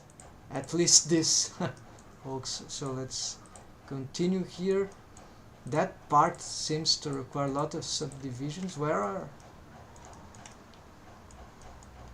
Okay, so this is where we got lost. So let's dissolve this. And here also I think it's a new phase. Let's dissolve. We need to continue from here. Apparently yeah, so here we can get this.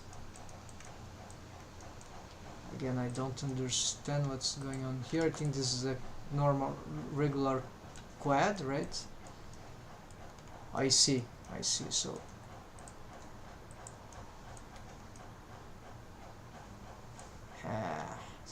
this interface between the old system and the new system. So this should go like here, but where we connect it, we don't know yet. How many we get yet to connect? Yeah, there's still a lot, but the faces there are, subdivisions there are nearly... Okay, so we can make these things.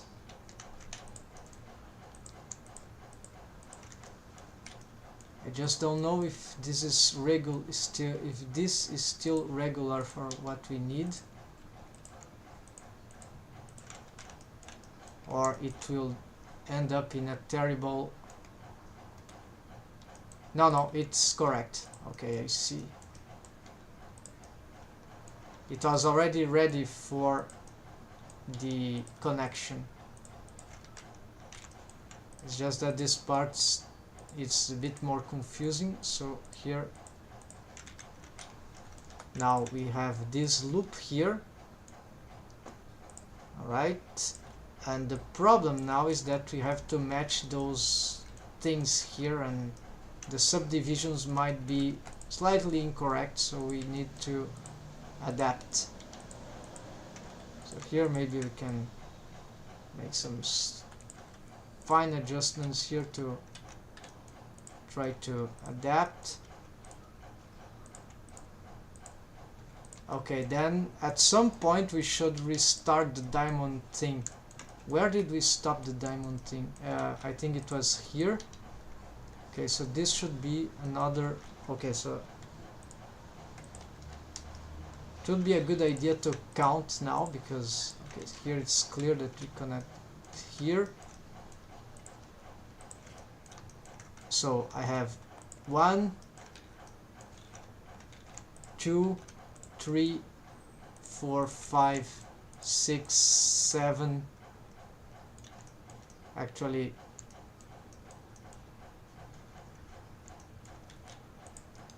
one, 2, 3, 4, 5, 5. Okay, so 5 edge loops to connect to 1, 2, 3, to connect only to 3. Yeah, so we need to resume, and resume from the bottom part, right? That's okay. So you're going to do this. All right.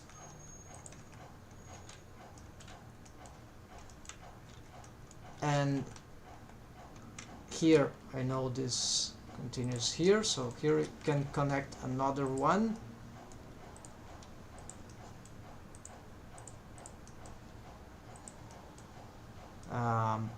Wait, I don't understand this subdivision here.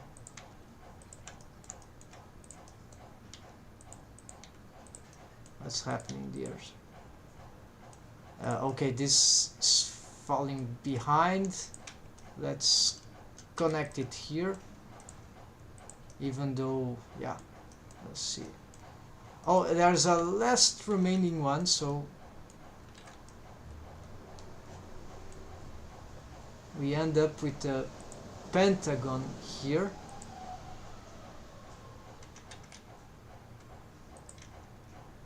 Ah. Alright, how can that finish here? Either a trigon. Okay, so maybe if I did another diamond quad from here, it will take off. Yeah, this diamond quad maybe was the problem. Yeah, maybe that's the problem. So dissolve and get 2 subdivisions here, 1 to here and 1 to here. This we connect to here, and this we connect to here. Oh, there's a trigon there. All right. Anyways, here we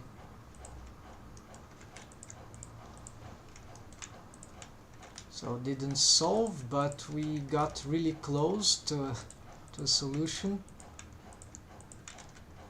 And then there we go, died like that. To solve that, of course, just adding the same mesh, making the same mesh topology over and over again. Aha, found out that we didn't finish that part, so here is perhaps my opportunity. I was missing this thing here. Actually, there are too many here, so let's see. Let's remake this. There are one extra here, so I think it won't do anything.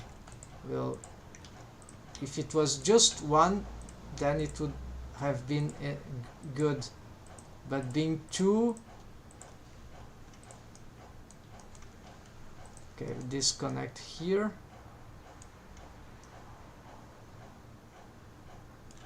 I don't see where's the trigon now. Okay, let's connect this. Oh, there is the trigon. So actually this is happening for another reason.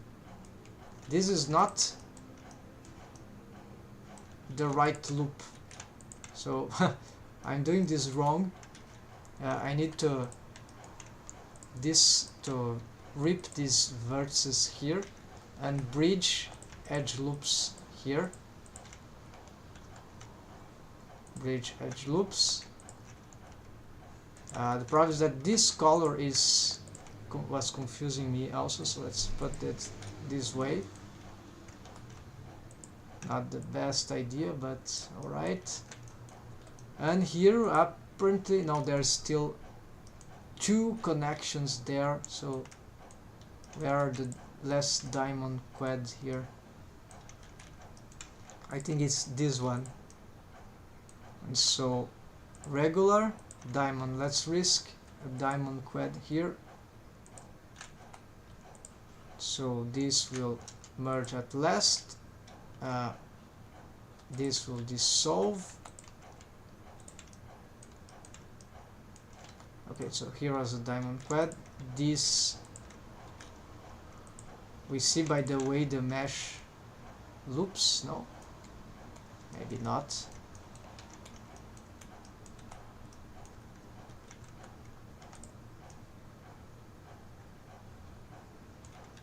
Yeah, maybe it is. It's just not doing the same pattern for some reason. Maybe this is... No, this is not... it's this one.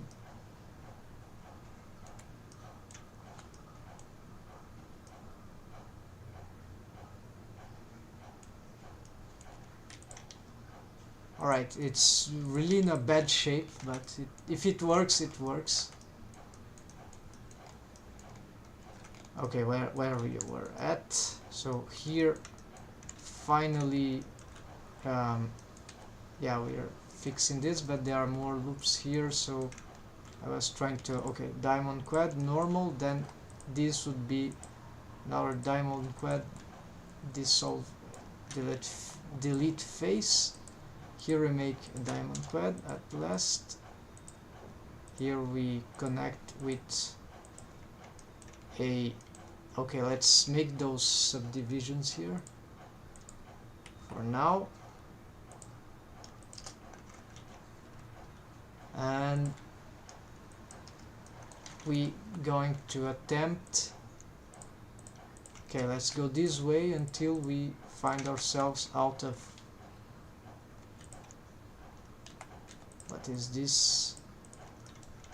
Okay, apparently we ended up closing this thing, and here we can assign this, and actually it's not that one, it should be that one. And I don't like the fact that we can confuse with the melt interior, so let's do this, but then we can confuse it with the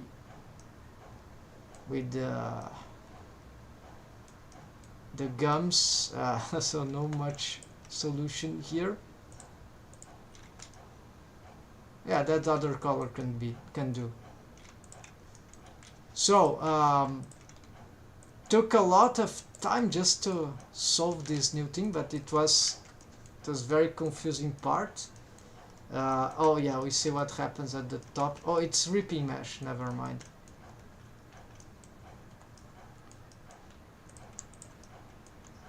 Non-clipping mesh, I mean. So let's pick this and glue to the mirror modifier. There we go. Uh,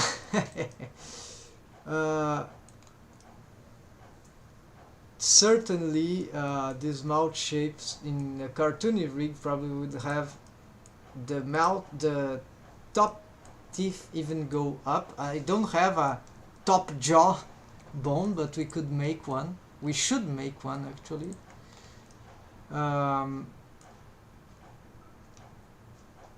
Let's see. Okay, I'm glad I've made this change and I realized that it is possible actually to make more manipulations, risked manipulations on the size of this thing without really... Okay, so the bendy bone, we need to assign these deforms to all the mesh. So to do that, we just need to eliminate its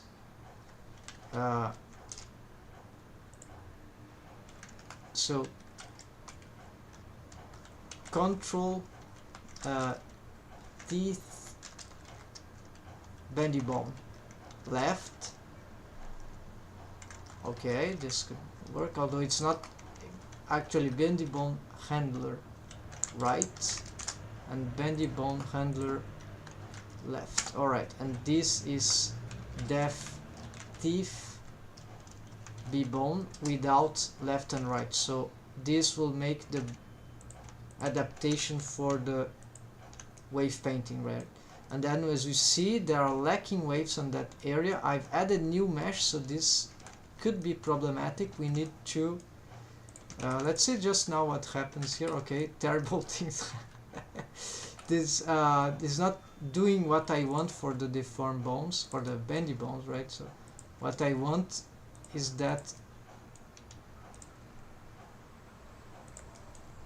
to stretch them in a mirror. Oh, what I know what to do. Okay, the symmetry is not really working for these bones.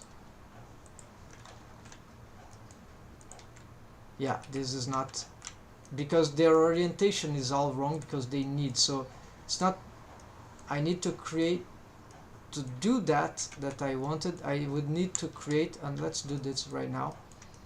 Instead of having this controller, let's do something different here. So I have this, I'll have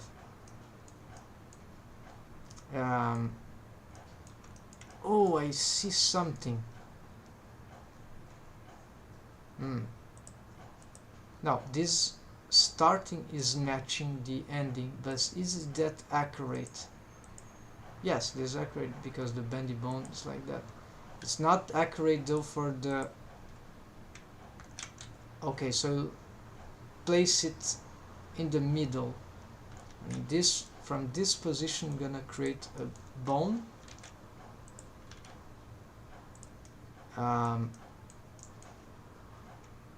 And this will be called okay, main teeth left. Then we can totally,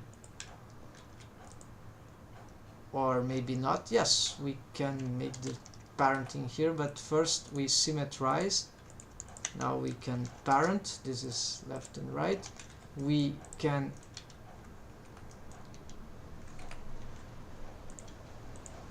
okay, now if I enable the, of course this is probably, let's not allow these bone constraints to be enabled. So if I enable symmetry, now I have some degree of transform. Of course the deforms there are really bad because I haven't changed the wave painting. I haven't addressed the wave painting in an intelligent manner. See that, and so it's it's prone to a lot of errors. Yes, we should, for example, yes, so it's not likely that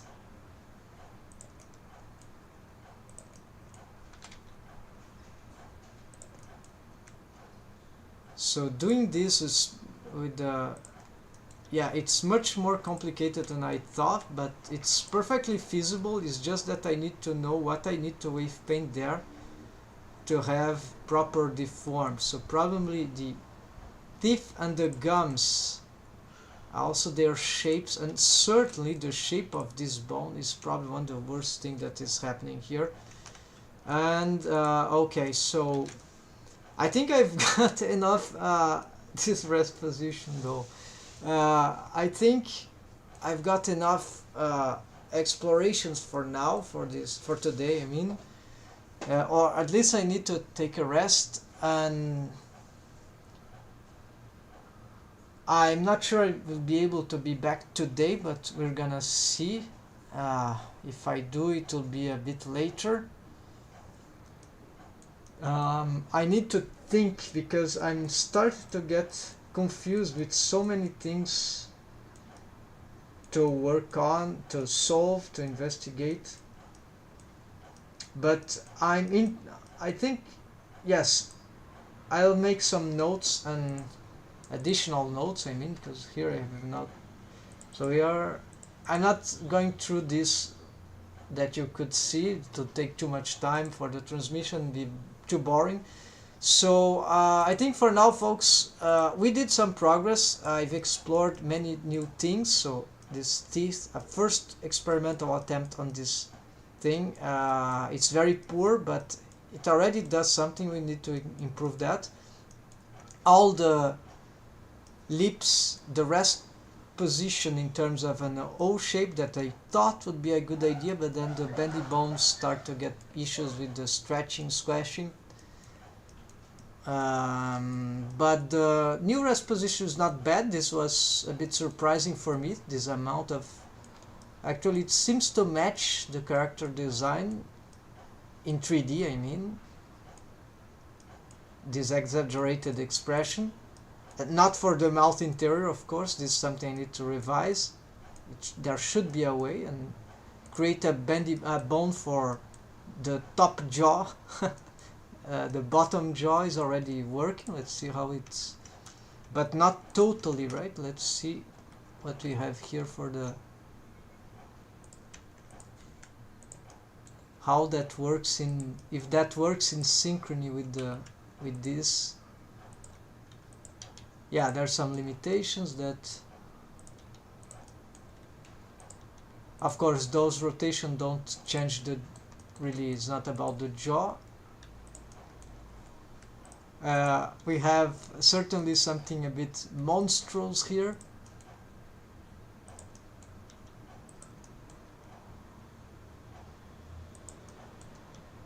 And yes, I'm determined to find ways to improve this. Yeah, so the scaling, this bendy bone is really messy, but we are gonna find solutions for that too. So with that said, there are a lot of things to continue exploring. I think this project with the mouth rigging, for the kind of expressions I want to do, it will still take some time. But if I am lucky with the exploration, it's my intuitions are good, and if I don't waste a lot of time on useless stuff and stuff that take a lot of time and are not very smart, then probably, and with the proper referential ideas from other riggers, maybe I can achieve this in less than in 1 week of streaming. I'm afraid it will take more. There are too many stuff here to explore and to fail and to succeed. There are many solutions that I might not be ready yet for them, and they would work if I did them properly, and vice versa. There are many solutions that I would find good, but maybe not good enough for me. And so that's it, folks. Thanks for watching. Thanks for your participations also. This is a very long special series, streamings, and